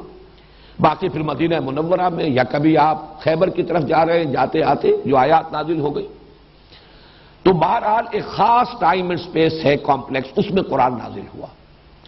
اور ظاہر بات ہے کہ اس علاقے میں جو لوگ آباد تھے، ان کے عقائد کیا تھے، ان کے نظریات کیا تھے، ان کی معاشرت کیا تھی، ان کی ذہنی سطح کیا تھی، یہ اگر ملحوظ نہ رکھی جاتی یہ تمام چیزیں تو ان تک ابلاغ ہو ہی نہیں سکتا تھا. اگر انہیں فلسفہ پڑھانا شروع کر دیا جاتا، جبکہ وہ غیر فلسفی قوم تھے، وہ تو امی تھے، پڑھے لکھے لوگ بھی نہیں تھے، اگر انہیں سائنس پڑھانی شروع کر دی جاتی تو ظاہر بات ہے وہ باتیں ان کے سروں کے اوپر سے گزر جاتی. وہ تو ان کے وجود میں پیوست ہو گئی آیات قرآن کی. وہ اس لیے کہ کوئی بیریئر نہیں تھا، ڈائریکٹ کمیونیکیشن، از دل خیزت بر دل ریزت. اس اعتبار سے پورے قرآن کا ایک شان نزول کہیے، ویسے شان نزول کا لفظ آتا ہے کسی خاص آیت کا کہ یہ اس واقعے پر نازل ہوئی، اس شخص سے متعلق نازل ہوئی. لیکن یہ کہ میں اس وقت عرض کر رہا ہوں کہ وہ جو میں نے آپ کے سامنے ایک نقشہ رکھا 610 عیسوی سے 632 عیسوی تک اور حجاز کا علاقہ، یہ گویا کہ یہ ٹائم اینڈ سپیس ایک مجموعی شان نزول ہے قرآن حکیم کی. اس میں نازل ہوا، وہاں کے حالات، اس عرصے کے واقعات، اس میں تدریجاً جو تبدیلی ہوئی حالات میں، پھر کون لوگ اس کے مخاطب تھے، وہ مکے والوں کے کیا عقائد تھے، کیا ان کی رسمیں تھیں، کیا ریتیں تھیں، کیا نظریات تھے، کیا مسلمات تھے ان کے نزدیک، کیا ان کی دلچسپیاں تھیں. یہ گویا کہ مجموعی طور پر قرآن کو جب آپ اس کانٹیکسٹ میں رکھیں گے، اس کانٹیکسٹ میں رکھ کر جب اس پر غور کریں گے تو یہ تعویل خاص ہوئی. اسی کو جب آپ مزید تفصیل میں جائیں گے، یہ واقعہ اس وقت نازل ہوا، یہ آیت اس وقت نازل ہوئی، فلاں واقعے پر نازل ہوئی، وہ واقعہ اس کے پس منظر میں ہے، یہ شان نزول ہے. اس کے اعتبار سے بھی تعویل خاص، یعنی قرآن مجید کی کسی آیت یا چند آیات پر غور کرتے ہوئے اولاً اس کو اس کانٹیکسٹ میں رکھ کر غور کرنا. اس کی میں تعبیر ایک اور انداز میں کر رہا ہوں کہ یہ جاننے کی کوشش کرنا کہ جب یہ آیات نازل ہوئیں اس وقت لوگوں نے ان کا مفہوم کیا سمجھا، یہ تعویل خاص ہوگی. ایک خاص ان کا محدود ہے ذہن کا پیمانہ، اور اسی میں وہ قرآن مجید جو ہے وہ نازل ہو رہا ہے، اتر رہا ہے. انہوں نے کیا سمجھا؟ البتہ قرآن چونکہ نازل ہوا ہے نوع انسانی کی ابدی ہدایت کے لیے، یہ خاص اس علاقے کے لوگوں کے لیے تو نازل نہیں ہوا، یہ خاص اس زمانے کے لوگوں کے لیے تو نازل نہیں ہوا. لہذا اس میں جو ہدایت ہے وہ ابدی ہے. اس اعتبار سے تعویل عام کرنی ہوگی. تعویل عام کے اعتبار سے اب الفاظ پر غور کیجئے، الفاظ کیا استعمال کیے گئے، ان الفاظ کا در و بست کیا ہے، یہ الفاظ جڑ کر جب ترکیبوں کی شکل اختیار کرتے ہیں کیا ترکیبیں بنی ہیں، پھر ان آیات کا باہمی ربط کیا ہے، سیاق و سباق کیا ہے۔ کوئی آیات نازل ہوئی ہے خاص کانٹیکسٹ میں، وہ تو اس کا واقعاتی پس منظر ہے، وہ واقعاتی پس منظر جو ہے وہ تعویل خاص کا جز بنے گا، لیکن یہ جو ترتیب ہے قرآن کی اس میں یہ آیات کس سلسلے میں وارد ہوئی ہے، کس صورت میں آئی، اس کا عمود کیا ہے، اس صورت کا جوڑا کون سا ہے، پھر وہ صورتیں کس گروپ میں شامل ہے، مکی اور مدنی صورتوں والے گروپ میں، اس کا مرکزی مضمون کیا ہے، اس کانٹیکسٹ میں رکھ کر سیاق و سباق متن کا، ایک سیاق و سباق ہے واقعات کا، وہ ہے شان نزول، اس کے لیے تو اس سے تو ہمیں معلوم ہوگی اس آیت کی تعویل خاص، اور جب ہم اس اعتبار سے غور کریں گے اس ترتیب کے ساتھ قرآن مجید میں جن آیات کو جس ترتیب سے رکھا گیا ہے، اور یہی میں نے جیسا کہ عرض کیا اصل حجت یہی ہے، یہی اصل ترتیب ہے، یہی لوح محفوظ کی وہ جو اصل قرآن ہے وَإِنَّهُ فِي أُمِّ الْكِتَابِ لَدَيْنَا لَعَلِيٌّ حَكِيمٌ، یہ اس کی ترتیب ہے، وہ ہوگا تعویل عام۔ اس کے اعتبار سے ایک اصولی جملہ جو ہے وہ اگر یاد کر سکیں تو کیجئے، الاعتبار لعموم اللفظ لا لخصوص السبب، اصل اعتبار ہوگا الفاظ کے عموم کا، الفاظ جو استعمال ہوئے ان کے معنی کیا ہے، ان کا مفہوم کیا ہے، اس کا مدلول کیا ہے، کلام عرب سے نظائر لائے جائیں، عرب اس لفظ کو استعمال کرتے تھے تو کس معنی میں استعمال کرتے تھے، اس لفظ کے عموم کو، الاعتبار لعموم اللفظ لا لخصوص السبب، جو سبب نزول ہے، جو شان نزول ہے، اصل اعتبار اس کا نہیں ہوگا، لیکن اس کے یہ معنی بھی نہیں ہے کہ آپ اس کو نظر انداز کر دیں۔ اس میں جو متوازن بات ہوگی وہ یہی ہے کہ پہلا غور کیجئے، پہلا اس پر تدبر کیجئے اس حوالے سے کہ تعویل خاص کیا ہے، کب نازل ہوئی، کس کانٹیکسٹ میں نازل ہوئی، کیا پس منظر ہے واقعاتی جس میں یہ آیات نازل ہوئی، اور اس وقت لوگوں نے جب یہ نازل ہوئی کیا سمجھا، اور ایک یہ ہے کہ اب ابدی ہدایت کا سرچشمہ ہونے کے ناطے اب اس کے عموم کے اوپر غور کیا جائے، تو الاعتبار لعموم اللفظ لا لخصوص السبب، یہ اصول ہے گویا کہ، اور اس میں تعویل خاص اور تعویل عام کے اس فرق کو ذہن میں رکھیے۔ پانچواں موضوع ہے اس مطالعہ قرآن کے لیے جو اصولی باتیں پیش نظر رہنی چاہیے، ان میں تذکر بمقابلہ تدبر۔ تذکر اور تدبر یہ دونوں لفظ آئے ہیں اس آیت میں جو میں نے شروع میں تلاوت کی تھی، کتاب انزلناہ الیک مبارک لیدبروا آیاتہ ولیتذکر اولو الالباب۔ ایک آیت میں دو لفظ جمع ہو گئے، علیحدہ علیحدہ تدبر اور تذکر یہ تو بہت مرتبہ آیا، تذکر کا لفظ تو بہت کثرت سے آیا، اس کی میں خاص جو وجہ ہے وہ بیان کر دوں گا، لیکن ان دونوں کا مطلب کیا ہے؟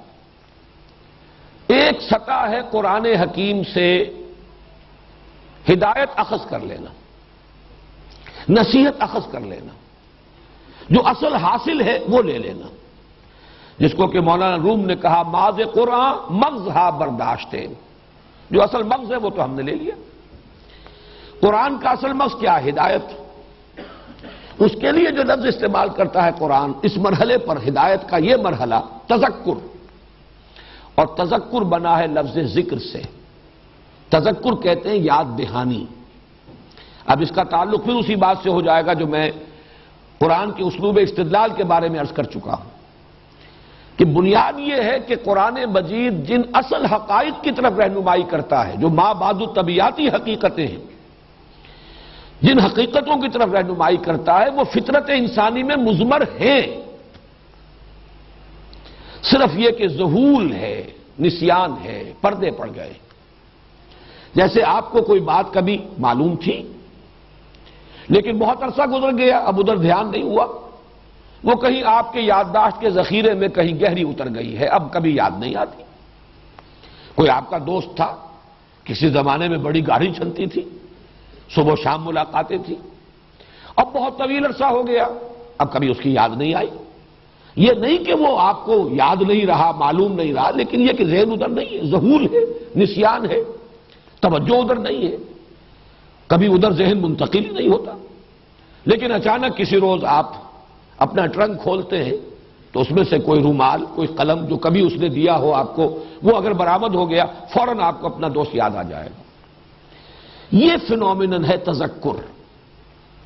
تذکر جو ہے وہ تعلم نہیں ہے. تعلم کہیں گے کوئی علم حاصل کرنا، نئی بات جاننا.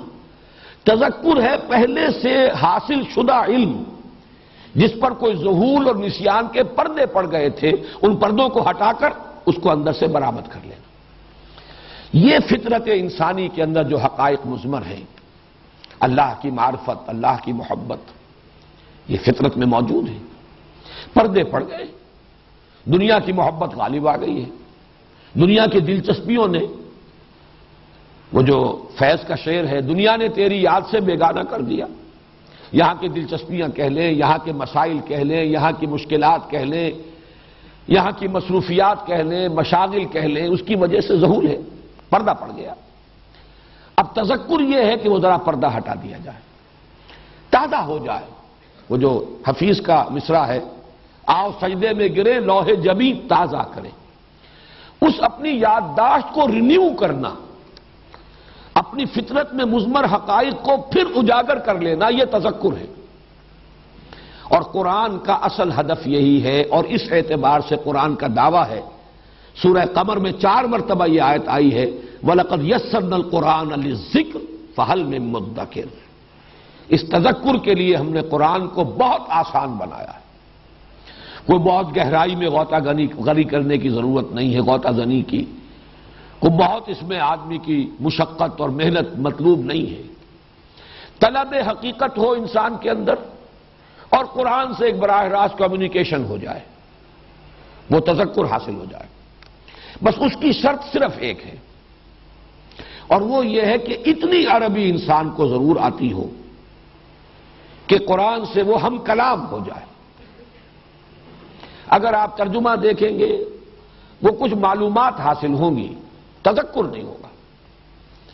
آپ تفسیریں پڑھیں گے، وہ جو اقبال نے کہا ہے، گرہ کشا ہے نہ راضی نہ صاحب کشاف. ان سے آپ کو معلومات حاصل ہو سکتی ہیں. ایک لفظ کی بحث ہو جائے گی، کہاں سے چلا کہاں پہنچا، کیا لغت ہے کیا نحو ہے.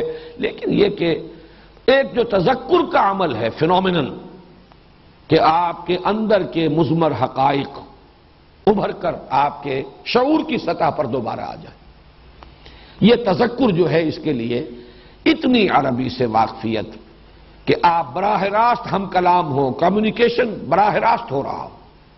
اس کے لیے یہ نہ ہو کہ ابھی آپ نے متن کو پڑھا، پھر اب آپ نے دیکھا حاشیے میں کیا لکھا ہے، ترجمہ کیا لکھا ہے، اب اگلی آیت کی طرف گئے، تسلسل ٹوٹ گیا. کلام کی تاثیر جو ہے وہ ختم ہو گئی. ویسے بھی یہ واقعہ ہے کہ ترجمے سے جو عبارت اور کلام کی اصل تاثیر ہے وہ باقی نہیں رہتی. شیکسپیئر کی کوئی بہت عمدہ عبارت انگریزی میں آپ پڑھیں اور جھوم جائیں، اس کا ترجمہ کیجئے، اس میں وہ اثر ہوگا ہی نہیں. غالب کا شعر ہو، میر کا شعر ہو، ترجمہ کیجئے انگریزی زبان میں، تو اس پر آپ وجد میں نہیں آئیں گے، جھومیں گے نہیں. بس یہ ہے کہ ترجمہ ہو گیا. اس اعتبار سے عربی زبان کا اتنا علم، یہ تذکر کے لیے واحد شرط ہے، بلکہ واحد نہیں 2 کہنا چاہیے. حسن نیت، طلب ہدایت ہو، کوئی تعصب کی پٹی بندھی ہوئی نہ ہو. نمبر 2، عربی زبان کا اتنا علم کہ آپ براہ راست اس کے ساتھ ہم کلام ہو رہے ہو. 2 شرطیں پوری ہو جائیں، تذکر ہو جائے گا. وَلَقَدْ يَسَّرْنَا الْقُرْآنَ لِلذِّكْرِ فَهَلْ مِن مُدَّكِرٍ. اسی لیے قرآن مجید دیکھیے، لفظ آیت میں نے بیان کیا تھا، یہ مضامین کچھ دہرا کر آ رہے ہیں ہماری اس گفتگو میں، لیکن مختلف عنوانات کے تحت میں نے ان کو مرتب کیا ہے تاکہ سہولت کے ساتھ اور ایک ترتیب کے ساتھ ذہن میں رہ سکے. لفظ آیت کا مفہوم یہی، آیت کسے کہتے ہیں؟ نشانی. آیات آفاقی، آیات انفسی، آیات قرآنی. آیت کا مطلب یہ نشانی. نشانی اسے کہتے ہیں جس کو دیکھ کر ذہن کسی اور شے کی طرف منتقل ہو جائے. آپ نے قلم دیکھا، رومال دیکھا، ذہن منتقل ہو گیا اپنے دوست کی طرف جس سے ملے ہوئے بہت عرصہ ہو گیا، کبھی خیال بھی نہیں آیا. لیکن دیکھا تھا قلم، دیکھا تھا رومال، ذہن منتقل ہوا دوست کی طرف. از کجا می آئے دی آواز دوست، وہ ہمارا ایک دوست ہے، ازلی دوست، اللہ ہمارا خالق، ہمارا باری، ہمارا رب۔ اس کے وہ دوستی جو ہے اس پر کچھ پردے پڑ گئے، ظہور طاری ہو گیا۔ قرآن آتا ہے اس دوست کی یاد دلانے کے لیے۔ از کجا می آئے دی آواز دوست، یہ ہے در حقیقت تذکر۔ البتہ تدبر گہرائی میں غوطہ زنی، قرآن میں ہو غوطہ زن اے مرد مسلمان۔ تدبر کے اعتبار سے قرآن حکیم مشکل ترین کتاب ہے۔ اس کی وجہ کیا ہے؟ اس کا منبع اور سرچشمہ علم الہی ہے، اور علم الہی لا متناہی، اور جیسا کہ میں نے عرض کیا کلام میں متکلم کی ساری صفات موجود ہوتی ہیں، لہذا یہ کلام لا متناہی ہے، غیر متناہی۔ اس کو کوئی نہ شخص عبور کر سکتا ہے، نہ اس کی گہرائی میں اس کی تہ تک پہنچ سکتا ہے، ناممکن۔ پوری زندگیاں کھپا لیں، وہ چاہے صاحب کشاف ہوں اور چاہے وہ صاحب تفسیر کبیر ہوں، کسے باشد، اس کا احاطہ کرنا ممکن نہیں۔ اسی لیے میں نے بعض مواقع پر عرض کیا ہے، بعض لوگ استعمال کر دیتے ہیں غیر محتاط انداز میں لفظ، انہیں قرآن پر بڑا عبور حاصل ہے، بڑا توہین آمیز کلمہ ہے قرآن کے لیے۔ یہ عبور کہتے ہیں ایک کنارے سے دوسرے کنارے تک پہنچ جانا، قرآن کا کنارہ ہے ہی نہیں۔ کسی انسان کے لیے ممکن نہیں ہے کہ قرآن پر عبور حاصل کر سکے، ناممکنات، محالات عقلیہ۔ اسی طرح اس کی گہرائی تک پہنچ جانا ناممکن۔ البتہ میں نے ایک تمثیل بارہا بیان کی ہے، اب بھی میں سامنے رکھ رہا ہوں، اور پچھلے یہ جو گلف وار ہوئی ہے اس میں یہ فینومینن بہت زیادہ اخبارات میں آیا ہے۔ کہیں ٹینکر جو ہے تیل لے کر جا رہا ہے، وہ کہیں ٹوٹ پھوٹ گیا، تیل جو ہے اب وہ اگر لیک کر رہا ہے وہ سطح سمندر پر رہتا ہے، نیچے نہیں جاتا۔ اب سطح سمندر پر جہاں وہ تیل کی تہ ہے، اوپر تیل ہے، نیچے پانی ہے، اور وہ 5 میل ہے، 6 میل ہے، 7 میل ہے، کتنا گہرا ہے سمندر۔ اسی کو سمجھیے قرآن حکیم کی اصل ہدایت، اصل ذکر، اصل تذکر تو اس کی سطح پر موجود ہے۔ وَلَقَدْ يَسَّرْنَا الْقُرْآنَ لِلذِّكْرِ فَهَلْ مِن مُدَّكِرٍ۔ اس کے لیے فلسفی ہونا ضروری نہیں، اس کے لیے سائنسدان ہونا ضروری نہیں، اس کے لیے عربی ادب کا بڑا ماہر ہونا ضروری نہیں، کلام جاہلی اور شعر جاہلی کا عالم ہونا ضروری نہیں، قطعاً ضروری نہیں۔ صرف 2 چیزیں، حسن نیت، طلب ہدایت ہو، اور نمبر 2 براہ راست ہم کلامی کا شرف، اس کی صلاحیت، یہ ہے تذکر ہو جائے گا۔ البتہ تدبر گہرائی میں اترنا چاہتے ہیں، قرآن میں ہو غوطہ زن اے مرد مسلمان، تو ظاہر بات ہے فیتھم لس جس کو کہا جاتا ہے، وہ اس کی طے ہے ہی نہیں، لگے رہیے، اس کے تقاضے بڑے گہرے ہیں، اس کے لیے واقعتاً تدبر کا حق ادا کرنے کے لیے شعر جاہلی کو بھی جاننا ضروری ہے، ہر لفظ کی پہچان ضروری ہے کہ یہ اس دور میں جب کہ قرآن نازل ہوا، اس علاقے کے لوگوں میں جہاں یہ قرآن نازل ہوا، اس لفظ کا مفہوم کیا تھا، کس معنی میں استعمال ہو رہا تھا۔ بنیادی اصطلاحات قرآن نے وہیں سے لی ہے، پک اینڈ چوز کیا ہے، وہی الفاظ جو عرب بولتے تھے اپنے اشعار میں، اپنے خطبات میں، انہی کو لیا ہے، انہی کو اصطلاحات کی شکل دی ہے۔ صوم کس معنی میں تھا، شعراء نے کہیں استعمال کیا ہے یا نہیں کیا ہے، کس معنی میں کیا ہے، صلاۃ کا مفہوم کیا تھا، کس معنی میں وہ لفظ بولتے تھے، زکوٰۃ کا اصل مفہوم کیا ہے، لغوی اصل کیا ہے، تو اس زبان کو پہچاننا اور اس کے اندر مہارت کا ہونا یہ ضروری ہے۔ پھر احادیث نبویہ، پھر یہ کہ علم بیان، منطق، ان سب کو انسان جانے گا تو قرآن مجید سے، جس کو بطریق تدبر کہا جائے، پھر وہ اس کا حق ادا کر سکے گا۔ اور اس میں اس حد تک تو ہمارے اس دور میں چونکہ مولانا امین احسن اصلاحی صاحب نے اپنی تفسیر کا نام ہی رکھا ہے تفسیر تدبر قرآن، اور تدبر قرآن کے وہ بہت بڑے داعی ہیں، اس کے لیے بہت کچھ انہوں نے اپنی زندگی میں بھی محنت کی ہے، اور بہرحال ان کے بعض شاگرد حضرات بھی ہیں کہ جو اس سلسلے میں انہوں نے محنتیں کی ہیں، وقت لگایا ہے، تو اس کے ان تقاضوں کو تو ان حضرات نے بیان کیا ہے۔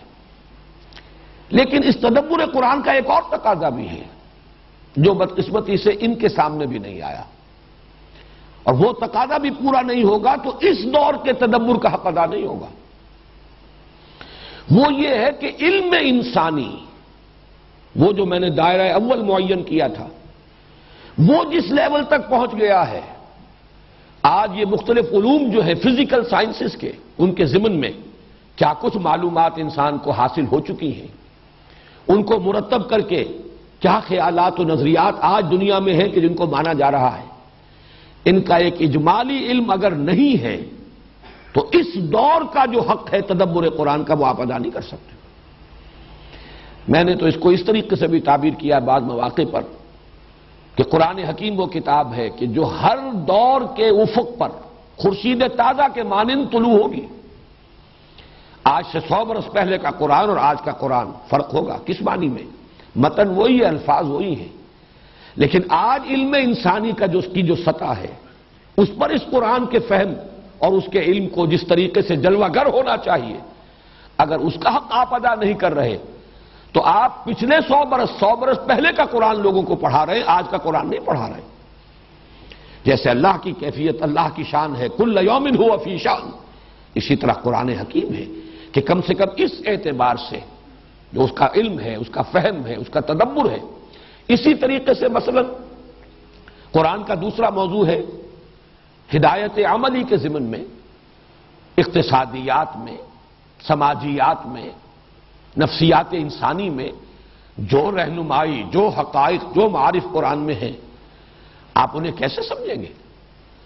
قرآن کی اقتصادی تعلیمات کی اصل قدر و قیمت، ان کی اصل ایویلیویشن کیسے ممکن ہے جبکہ انسان جانتا نہ ہو کہ آج کے اقتصادی مسائل کیا ہیں، آج کی اقتصادیات کے اصول و مبادی کیا ہیں، یہ جو کرنسی چلتی ہے اس کی اصل حقیقت کیا ہے، پیپر کرنسی، اس کی حقیقت کیا ہے، آج جو بینکنگ کا نظام ہے وہ ہے کیا، اس کی اصل کیا ہے، اس کی بنیاد کیا ہے، کس طرح جکڑا ہوا ہے کچھ لوگوں نے پوری اس نوع انسانی کو اس وقت اس شکنجے کے اندر۔ اس حقیقت کو نہیں سمجھیں گے تو ظاہر بات ہے کہ آج کے دور میں جو قرآن حکیم کی اقتصادی تعلیمات ہیں ان کو واضح کرنے، ان کی تبیین، ان کی توضیح کا حق ادا نہیں ہو سکتا۔ اس اعتبار سے تدبر قرآن واقعہ یہ کہ وہ تو اب تو کسی ایک انسان کے بس کا روگ ہی نہیں رہا، وہ تو کوئی جماعت، بہت بڑی جماعت۔ اسی لیے میرا جو یہ کتاب چاہے مسلمانوں پر قرآن مجید کے حقوق، اس کا جو چیپٹر ہے تذکر اور تدبر کے فرق پر، اس میں نے تصور پیش کیا ہے ایسی یونیورسٹیز قائم ہو جن کا ایک شعبہ تو مرکزی ہو، جو شخص بھی اس یونیورسٹی کا طالب علم ہو وہ عربی زبان پڑھے، قرآن پڑھے۔ باقی یہ ہے کہ کوئی نفسیات کا شعبہ ہے اور کوئی اقتصادیات کا شعبہ ہے، کوئی فزکس کا شعبہ ہے، کوئی کیمسٹری کا ہے، کوئی ایسٹرونومی کا ہے، جو بھی شعبے ہوں وہ پڑھیں، تب معلوم ہوگا کہ اس شعبے میں آج انسان کہاں کھڑا ہے اور قرآن کیا کہہ رہا ہے، فلاں شعبے میں آج مسائل کیا ہیں جن سے نوع انسانی دو چار ہے، اس کے ضمن میں قرآن کی ہدایت کیا ہے۔ تو یہ تو مختلف ڈپارٹمنٹس، مختلف شعبے، یہ کہیں جا کر مل جل کر اس ضرورت کو پورا کر سکتے ہیں کہ جو آج کے انسان کی ضرورت ہے تدبر کے اعتبار سے۔ تو تذکر اور تدبر، اور ان دونوں کے اعتبار سے ایک پہلو سے قرآن آسان ترین کتاب، ہماری فطرت کی پکار ہے۔ میں نے یہ جانا کہ گویا یہی میرے دل میں تھا، کوئی حجاب ہے ہی نہیں۔ فطرت سلیم ہو، پرورٹڈ نیچر نہ ہو، اگر وہ سلیم ہے، صالح ہے، سلامتی پر قائم ہے تو وہ قرآن کو ایسے محسوس کرے گی جیسے میری اپنی پکار ہے، میری اپنی گواہی ہے، میری اپنی دل کی بات ہے۔ اس کے لیے عربی زبان کا صرف اتنا علم کافی ہے کہ براہ راست ہم کلامی ہو جائے، نیت درست ہو۔ البتہ تدبر، وہ جیسا کہ میں نے عرض کیا، اس کے تقاضے پورے کرنا کسی ایک انسان کے بس کا روگ ہے ہی نہیں۔ وہ تو یہ ہے کہ یہ تمام علوم، اور جو شخص بھی اس میں پہلا قدم بھی رکھنا چاہے ایک اجمالی خاکہ ضرور اس کے ذہن میں ہونا چاہیے، آج ان فزیکل جو سائنسز ہیں ان کے اعتبار سے انسان کہاں کھڑا ہے۔ بلکہ اس کی ایک اور تشبیہ اس وقت تھی جب کہ میں یہ کتاب لکھ رہا تھا، جو میں نے تقریریں کی تھی، تو بڑی پیاری تشبیہ ذہن میں آئی تھی کہ دیکھیے قرآن حکیم، اس کا علم، اس کے اندر معارف، علوم، یہ تو لامتناہی ہے۔ البتہ انسان اس سے اخذ کرتا ہے اپنی مثال کے مطابق، ہر انسان۔ اس کی ایسے ہی مثال ہے کہ جیسے سمندر میں تو پانی بے تحاشا پانی ہے، آپ پانی لینا چاہتے ہیں تو جتنا کٹورا آپ کے پاس ہے اتنا ہی لیں گے، جتنی بالٹی آپ کے پاس ہے اتنی لیں گے، جتنی کوئی دیگچی ہے، دیگ ہے، اتنا ہی لیں گے، جتنا ظرف ہوگا اتنا آپ اخذ کر سکیں گے سمندر سے پانی۔ اس کے معنی مطلب یہ نہیں کہ سمندر میں اتنا ہی پانی تھا، لیکن آپ اتنا ہی پانی اس سمندر سے لے سکتے ہیں جتنا ظرف آپ کے پاس ہے۔ تو انسانی ذہن کا ظرف جو ہے یہ بنتا ہے، جو بھی علوم ہے، انسانی علوم، ان سے ظرف بنا۔ یہ ظرف جو ہے آج سے پہلے بہت تنگ تھا، 1000 سال پہلے کا ظرف بہت محدود ظرف تھا، وہ جو انسانی علوم ہے ان کے اعتبار سے۔ آج کا وہ ظرف بہت وسیع ہے۔ اب آج آپ کو قرآن مجید سے اگر اصل ہدایت اخذ کرنی ہے تو آپ کو اس ظرف کے مطابق اس سے لینا ہوگا۔ اور اگر کچھ لوگ ابھی اسی دور میں رہ رہے ہیں، انہیں ان چیزوں کا علم حاصل ہی نہیں، تو قرآن مجید کے بہت سے جو مخفی حقائق ہیں ان پر منکشف نہیں ہوں گے۔ اسی ضمن میں اب چھٹی بحث ہے، اور یہ ساری چیزیں مربوط چلی آ رہی ہیں، ان میں سے بعض میں ریپیٹیشن بھی ہے، کوئی حرج نہیں، لیکن یہ عنوانات جدا جدا میں چاہتا ہوں کہ سامنے رہیں۔ سائنسی علوم کے جو ریفرنسز قرآن حکیم میں ہیں اور جو عملی ہدایات قرآن حکیم میں ہیں، ان کا ایک فرق تو میں واضح کر چکا جب قرآن کا موضوع میں نے اس پر گفتگو کی۔ اب اس کے حوالے سے ایک بات اور ہے، اور اس سے اصل میں ایک ہمارے سامنے رہنمائی آ جائے گی، اور وہ یہ ہے کہ ایک اعتبار سے ہمیں آگے سے آگے بڑھنا ہے اور دوسرے اعتبار سے ہمیں پیچھے سے پیچھے جانا ہے۔ یہ میں نے انداز تعبیر اس لیے اختیار کیا کہ کنٹراسٹ سامنے آئے۔ سائنسی ریفرنسز جو قرآن میں آئے ہیں ان کی تعبیر کرنے میں آگے سے آگے جائیے۔ آج فزکس کہاں کھڑی ہے اس کے حوالے سے تعبیر ہوگی، آج کیا معلومات حاصل ہو چکی ہیں انسان کو، اور جن میں کہ وہ فیکٹس بھی ہیں جو ویریفائبل ہیں، ویریفائڈ ہو چکے، ان کے حوالے سے بات ہوگی۔ آگے سے آگے جائیے، پیچھے جانے کی ضرورت نہیں ہے، امام راضی کو دیکھنے کی ضرورت نہیں ہے، کسی اور مفسر کو جو پچھلی صدی کا مفسر ہے اس کو بھی دیکھنے کی ضرورت نہیں ہے، بلکہ اس میں تو میں تعبیر نخل والی روایت آپ کو سنا چکا، اس میں تو نبی اکرم صلی اللہ علیہ وسلم نے بھی اگر کچھ فرمایا ہے تو وہ بھی ہمارے لیے لازم نہیں ہے، اس لیے کہ وہ اصل موضوع نہیں تھا، قرآن کا اصل موضوع وہ نہیں، حضور وہ سکھانے آئے نہیں تھے۔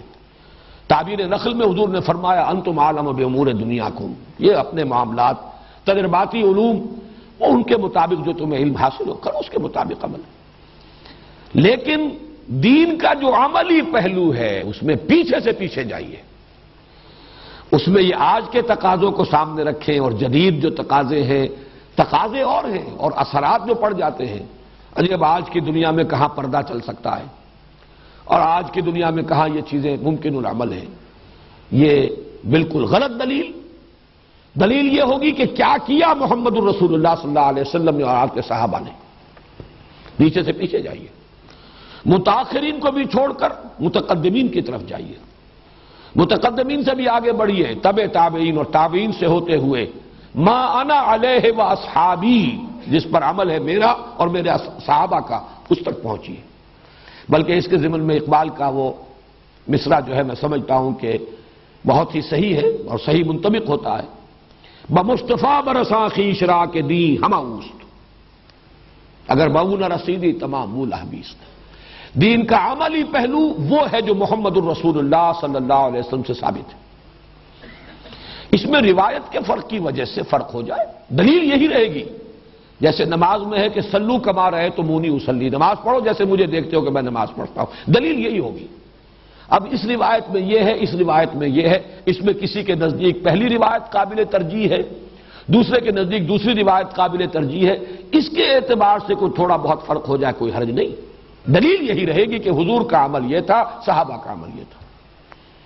اور ما انا علیہ اصحابی کے ساتھ ہی یہ بھی نوٹ کر لیجئے، علیکم بسنتی و سنت الخلفاء الراشدین المہدیین، خلفاء راشدین کا تعامل ان کا اجماع، ان کے دور میں جو اجماع ہو گیا ہے اور اسی سے متصل ہے وہ چیزیں جن پر امت کا اجماع رہا ہے پوری 1400 برس کی تاریخ میں۔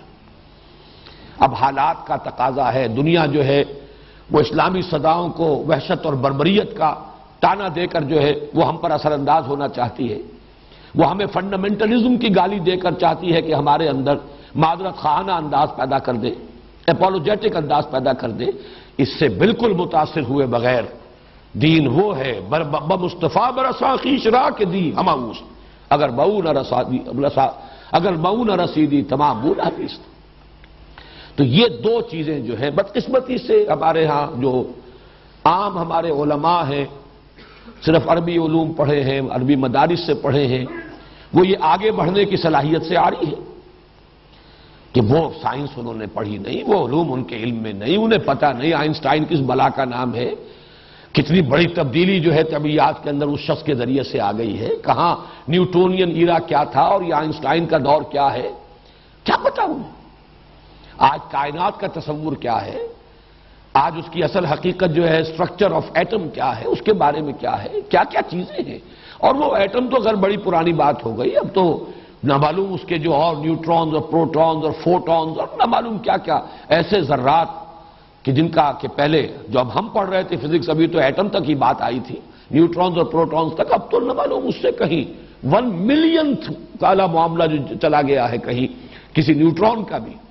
اب یہ چیزیں جو ہیں ان کو اگر نہیں جانیں گے تو ان حقائق کو صحیح طور سے سمجھنا ممکن نہیں۔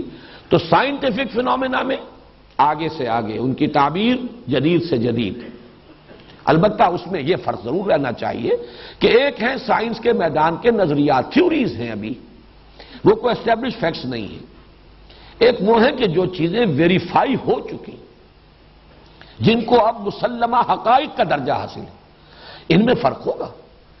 اور خامخواہ جو ہے ہر جو بھی نظریہ سامنے آ جائے اس نظریے پر قرآن کو منطبق کرنے کی کوشش کرنا، یہ بھی ایک صحیح لا حاصل بلکہ مضر شے ہے۔ لیکن یہ کہ ان چیزوں کی تعبیر اور تشریح میں اصولی طور پر یہ بات جان لیجئے کہ ہمیں آگے سے آگے بڑھنا ہے، اور جہاں تک دین کا عملی حصہ جسے ہم شریعت کہتے ہیں، حلال حرام واجب حدود تعزیرات، یہ تمام معاملات ان میں پیچھے سے پیچھے جائیے، یہاں تک کہ محمد کے قدموں میں اپنے آپ کو پہنچا دیجئے صلی اللہ علیہ وسلم، اس لیے کہ دین اسی کا نام ہے، بمصطفیٰ برساں خویش راہ کے دی ہماؤست۔ 7واں موضوع ہے میرا آج کا، اور وہ آخری ہے آج کے اس فہم قرآن کے بنیادی اصول یا مطالعہ قرآن کے لیے بنیادی ہدایات یا اشارات ان کے ضمن میں، اور یہ بات وہ ہے کہ جو بڑی خوبصورتی سے کہی ہے مولانا مودودی نے تفہیم القرآن کے مقدمے میں، نہایت قیمتی بات ہے۔ قرآن پر غور و فکر، قرآن پر سوچ و بچار، قرآن کا فہم، اس کا ایک گوشہ بلکہ بہت اہم گوشہ وہ ہے جو اس کے بغیر نہیں کھل سکتا انسان پر، کہ دعوت اور انقلابی حرکت، انقلابی جد و جہد، دعوت اور حرکت جو سیرت النبی میں نظر آتا ہے، اگر اس میں انسان خود کسی درجے میں شریک نہ ہو، خود اسی میں لگا ہوا نہ ہو، تو قرآن مجید کا یہ پہلو نگاہوں کے سامنے کبھی نہیں آئے۔ بڑی پیاری بات کہی ہے مولانا مرحوم نے کہ قرآن ایک ایسی کتاب نہیں ہے جو کسی ڈرائنگ روم میں بیٹھ کر بڑی عمدہ آپ کی سٹڈی ہے اور بہت اچھا مرصع آپ کا کتب خانہ ہے اور لائب، اور اس میں ہر طرح کی ڈکشنریز ہیں اور تفسیریں ہیں، اب آپ بیٹھے اپنے آرام کرسی پر اور غور و فکر کر رہے ہیں، تو قرآن مجید کی بہت سی حقیقتیں بلکہ بڑی اہم حقیقتیں ان ذرائع سے منکشف نہیں ہو سکتی، اس لیے کہ قرآن ایک مینول آف ریولیوشن ہے، ایک عظیم انقلاب اس نے برپا کیا۔ اس قرآن نے وہ انقلاب برپا کیا ایک انسانی جد و جہد کے ذریعے سے، یہ دونوں حصے ہیں اس کے، محمد الرسول اللہ صلی اللہ علیہ وسلم والذین معہ، محمد الرسول اللہ والذین معہ، یہ ایک جماعت، یہ ایک حزب اللہ تھے، یہ ایک پارٹی تھے، انہوں نے دعوت اور پھر انقلاب کے تمام مراحل کو طے کیا ہے۔ ہر مرحلے پر اس کی مناسبت سے ہدایات نازل ہوئی. اب یہ مرحلہ ہے، یہ حکم دیا جا رہا ہے. ایک وہ بھی مرحلہ تھا جبکہ حکم یہ تھا کہ مار کھاؤ، ہاتھ مت اٹھاؤ. ایک مرحلہ وہ بھی آیا کہ اب آگے بڑھو اور جواب دو، قتل کرو انہیں، قاتلوہم حتی لا تکون فتنۃ ویکون الدین کلہ للہ. دونوں میں کنٹراسٹ ہے، فرق ہے. ایک مرحلے کی بات ہے، ایک دوسرے مرحلے کی بات ہے. کفوا ایدیکم، اپنے ہاتھ رو کے رکھو. ایک مرحلہ وہ تھا. ایک مرحلہ وہ ہے جو تم سے جنگ کرتے ہیں تم ان سے جنگ کرو. اخرجوہم من حیث اخرجوکم، نکالو انہیں وہاں سے جہاں سے انہوں نے تمہیں نکالا. اب یہ دونوں کے اندر فرق ہے، لیکن یہ کہ یہ دونوں اس جد و جہد کے مختلف مراحل سے متعلق ہیں. پھر ایک داعی جب دعوت دیتا ہے، جو مسائل اسے درپیش ہوتے ہیں، ان کو ایک ایسا شخص جس نے اس کوچے میں قدم ہی نہیں رکھا، اسے کیا پتا، اسے احساس کیا ہوگا. یہ کیوں کہا جا رہا ہے محمد رسول اللہ سے صلی اللہ علیہ وسلم، نون والقلم وما یسطرون ما انت بنعمت ربک بمجنون وان لک لاجرا غیر ممنون. اے نبی، آپ ملول نہ ہو، غمگین نہ ہو. آپ ان کے کہنے سے کہیں کو مجنون تو نہیں ہو جائیں گے، معاذ اللہ. کیا کیفیات تھی. یہ تو جب کسی کو کہا جاتا ہے تب اسے پتا چلتا ہے کہ کیا کیفیت تھی اس وقت قلب محمدی کی صلی اللہ علیہ وسلم، جس میں کہ یہ آیات نازل ہوئی. ان آیات کی ریویلیشن جو ہے، میں یہ لفظ عثمانی میں استعمال کر رہا ہوں جس میں اقبال نے استعمال کیا، تیرے ضمیر پہ جب تک نہ ہو نزول کتاب، گرہ کشا ہے نہ رازی نہ صاحب کشاف. یہ قرآن ہم پر ریویل ہو ہی نہیں سکتا. یہ اپنے آپ کو ہم پر ریویل نہیں کرے گا جب تک کہ کچھ اسی قسم کے احساسات و کیفیات کے ساتھ ہم خود دو چار نہ ہوں.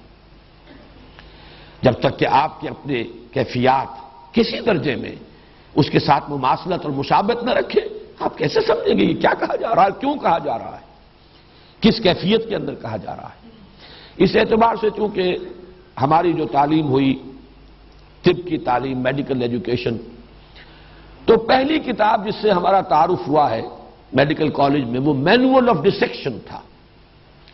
وہاں سے ہمیشہ میرے ذہن میں رہتا ہے یہ مینول کا لفظ، کہ جب ڈیڈ باڈی، انسانی ہیومن باڈی کی ڈسیکشن ہوتی ہے چیر پھاڑ کر، تو ہدایات ہوتی ہے تفصیلی کہ اب ذرا یہاں شگاف لگاؤ اور ذرا کھال ہٹاؤ تو اب یہ چیز تمہیں نظر آئے گی. اب اس میں ایک اور شگاف دو فلاں جگہ سے تو تمہیں وہ فلاں شے نظر آئے گی. اسے ذرا ہٹاؤ گے اس کے نیچے وہ چیز چھپی ہوئی نظر آئے گی. تو مینول آف ڈسیکشن. اس اعتبار سے جان لیجئے کہ قرآن حکیم مینول آف ریولیوشن. جب تک کوئی شخص انوالو نہیں ہوگا کسی ریولیوشنری اسٹرگل میں، قرآن حکیم کے حقائق و معارف کا ایک بہت بڑا خزانہ اس کے لیے بند رہے گا. فقہی احکام اس سے نکال لے. وہ ایک شخص فقیہ ہے، مفتی ہے، وہ فقہی احکام تو ضرور نکال لے گا قرآن سے. اور آپ کو معلوم ہے بعض تفاسیر لکھی گئی احکام القرآن کے عنوان سے، جن میں صرف ان آیات سے بحث کی گئی ہے، صرف ان آیات ہی کے بارے میں گفتگو ہے جن سے کوئی نہ کوئی فقہی حکم جو ہے مستنبط ہوتا ہے. حلت و حرمت کا کوئی حکم، وجوب کا، یا کسی شے کے فرض ہونے کا کوئی حکم جس سے کوئی عمل کا کوئی معاملہ ہے متعلق. باقی قصص ہیں، تاریخی حقائق و واقعات ہیں، یہاں تک کہ قصہ آدم و ابلیس ہے جو 7 مرتبہ قرآن میں آیا ہے، یا اور چیزیں ہیں، یا ایمانی حقائق کے لیے براہین اور دلائل ہیں، ان سے کوئی گفتگو نہیں کی گئی. بلکہ احکام القرآن یہ بھی ایک حصہ ہے قرآن کے علم کا اور حکمت کا. لیکن یہ کہ یہ جو ایک ریولیوشن، اور یہی در حقیقت اس کے تدریجاً نزول کا اصل سبب یہی ہے، ورنہ فقہ تو دی جا سکتی تھی. یہ احکام مرتب کر کے جیسے کہ حضرت موسیٰ کو دے دیے گئے تھے 10 کمانڈمنٹس، اور وہ تختیوں پر کندہ تھے اور وہ دے دیے گئے. لیکن یہ تو یہ ہے کہ جس مرحلے سے گزر رہے ہیں اس مرحلے سے متعلق تو جو حکمت تنزیل ہے اور ترتیب جو ہے تنزیل کی، اس کے اندر جو اصل حکمت مضمر ہے وہ تو یہی ہے کہ ایک جد و جہد، ایک حرکت، ایک دعوت، اور دعوت پھر مختلف مراحل سے گزرتی ہوئی. پیسو ریزسٹنس، صبر محض، پھر ایکٹیو ریزسٹنس، چیلنج، پھر یہ کہ دو بدو مقابلہ، مسلح تصادم، آرم کانفلکٹ، ان تمام مراحل سے ہو کر گزرا معاملہ. اس کے ہر مرحلے پر اس کی مناسبت سے ہدایات، اس کی مناسبت سے آیات و سور قرآنیہ کا نزول. تو واقعہ یہ ہے کہ اس جد و جہد کو کم سے کم درجے میں تو یہ ہے کہ کم سے کم اس کو علمی طور پر انسان سامنے رکھے فہم کے لیے. اگر وہ علمی اعتبار سے بھی سیرت النبی کا وہ سارا ایک خاکہ ذہن میں موجود نہ ہو تو وہ فہم کسی درجے میں بھی حاصل نہیں ہوگا. لیکن اصل میں تو جو اصل ریویلیشن اس کی ہوگی، اس کا اصل انکشاف جو آپ پر ہوگا، اگر آپ خود اس جد و جہد میں اگر آپ انوالوڈ ہیں، لگے ہوئے ہیں اور وہی مسائل پیش آ رہے ہیں، تو معلوم ہوتا ہے یہ وہ تھا مقام، یہ تھا وہ مرحلہ، یہ تھا وہ مسئلہ جو پیش آیا تھا، اور اس کے لیے یہ ہدایت تھی جو قرآن حکیم میں نازل کی گئی. اب آج کے ضمن میں یہ دوسرا عنوان ہے، چونکہ چند منٹ ہے تو میں اسے اجمالاً کور کر لینا چاہتا ہوں، ورنہ شاید کل بھی ہماری بات پوری نہ ہو سکے. قرآن کے منزل من اللہ ہونے کا ثبوت کیا ہے؟ اس کو بھی نوٹ کر لیجئے کہ ثبوت دو قسم کے، خارجی اور داخلی. خارجی ثبوت، سب سے بڑا ثبوت محمد الرسول اللہ کا فرمانا کہ یہ اللہ کا کلام ہے جو مجھ پر نازل ہوا. شہادت آپ کی، اور یہ بھی دو حیثیتوں سے ہے. آپ کی شہادت شخصاً یہ زیادہ نمایاں تھی اس وقت جبکہ قرآن نازل ہوا، جبکہ حضور خود موجود تھے. وہ لوگ موجود تھے جنہوں نے 40 سالہ آپ کی زندگی کا تجربہ کیا تھا، جنہوں نے ایک کاروباری شخصیت کی حیثیت سے آپ کے معاملات کا مشاہدہ کیا تھا، جن کے سامنے آپ کی صداقت اور دیانت اور امانت، ایفاء عہد، اس کا پورا نقشہ موجود تھا. بلکہ اس سے آگے بڑھ کر کہہ رہا ہوں، جن کے سامنے چہرہ محمدی موجود تھا صلی اللہ علیہ وسلم. سبحان اللہ ما ھذا بوجہ کذاب، دیکھنے والا فطرت سلیم الفطرت انسان پکار اٹھتا تھا، اللہ پاک ہے، یہ چہرہ کسی جھوٹے کا ہو ہی نہیں سکتا. تو حضور کی شخصیت، حضور کی ذات، یہ گویا کہ سب سے بڑا ثبوت تھا. اور آپ کی شہادت، آپ کی گواہی، یہ قرآن مجھ پر نازل ہوا ہے. اس اعتبار سے نوٹ کر لیجئے، محمد صلی اللہ علیہ وسلم اور قرآن دونوں باہم ایک دوسرے کے شاہد ہیں. قرآن محمد کی رسالت پر گواہی دیتا ہے صلی اللہ علیہ وسلم، یاسین والقرآن الحکیم انک لمن المرسلین. قرآن کی قسم ہے اور قرآن گواہی دے رہا ہے کہ آپ اللہ کے رسول ہیں. اور قرآن کا منزل من اللہ ہونا، اس کا ثبوت ذات محمدی ہے صلی اللہ علیہ وسلم.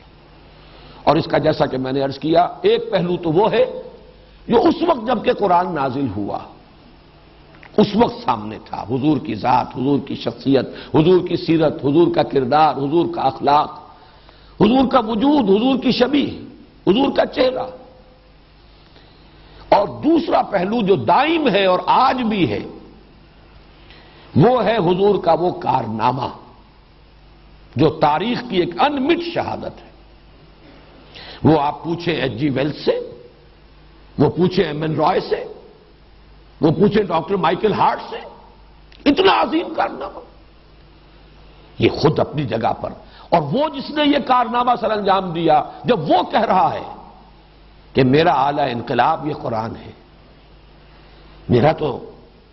میرا اسلحہ یہ، میرا سلاح یہ،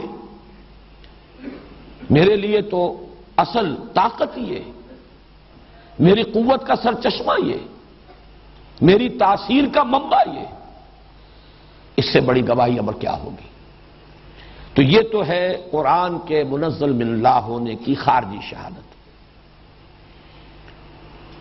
یعنی ایک لفظ میں کہا جائے گا شخصیت حضور صلی اللہ علیہ وسلم کی. یہ شخصیت حضور کے اپنے زمانے میں آپ کی حیات دنیاوی کے دوران، آپ کی حیات طیبہ کے دوران اس کا وہ پہلو زیادہ نمایاں تھا جو میں نے بیان کیا، سیرت، کردار، شخصیت، یہاں تک کہ آپ کا چہرہ انور. اور آئندہ ہمیشہ کے لیے آج بھی وہ کارنامہ جو آپ نے سر انجام دیا، عقلیں دنگ ہیں. مائیکل ہارٹ کا نا کہنے پر مجبور ہوا ہے، the only person supremely successful in both the secular and religious planes یا فیلڈز، کیا لفظ ہے، اس میں اشتباہ ہے، نہایت کامیاب یہ گویا کہ ثبوت ہے، اور ان کا فرمانا ہے کہ یہ اللہ کا کلام ہے۔ داخلی کیا ہے ثبوت اس کا؟ وہ انسان کا اپنا تجربہ باطنی، جس کو اس دور میں بہت ہی عمدگی کے ساتھ پیش کیا ہے علامہ اقبال نے۔ اصل یقین کسی شے کا ہوتا ہے تجربے سے۔ 1000 آدمی کہیں چینی میٹھی ہے، اگر آپ نے نہ چکھی ہو تو آپ کہیں گے ٹھیک ہے، جب اتنے لوگ کہہ رہے ہیں کہ میٹھی ہے تو ٹھیک ہے، ہوگی میٹھی۔ کیا کوئی وجہ مجھے معلوم نہیں ہوتی؟ مجھے کیوں دھوکہ دینا چاہیں گے 1000 آدمی؟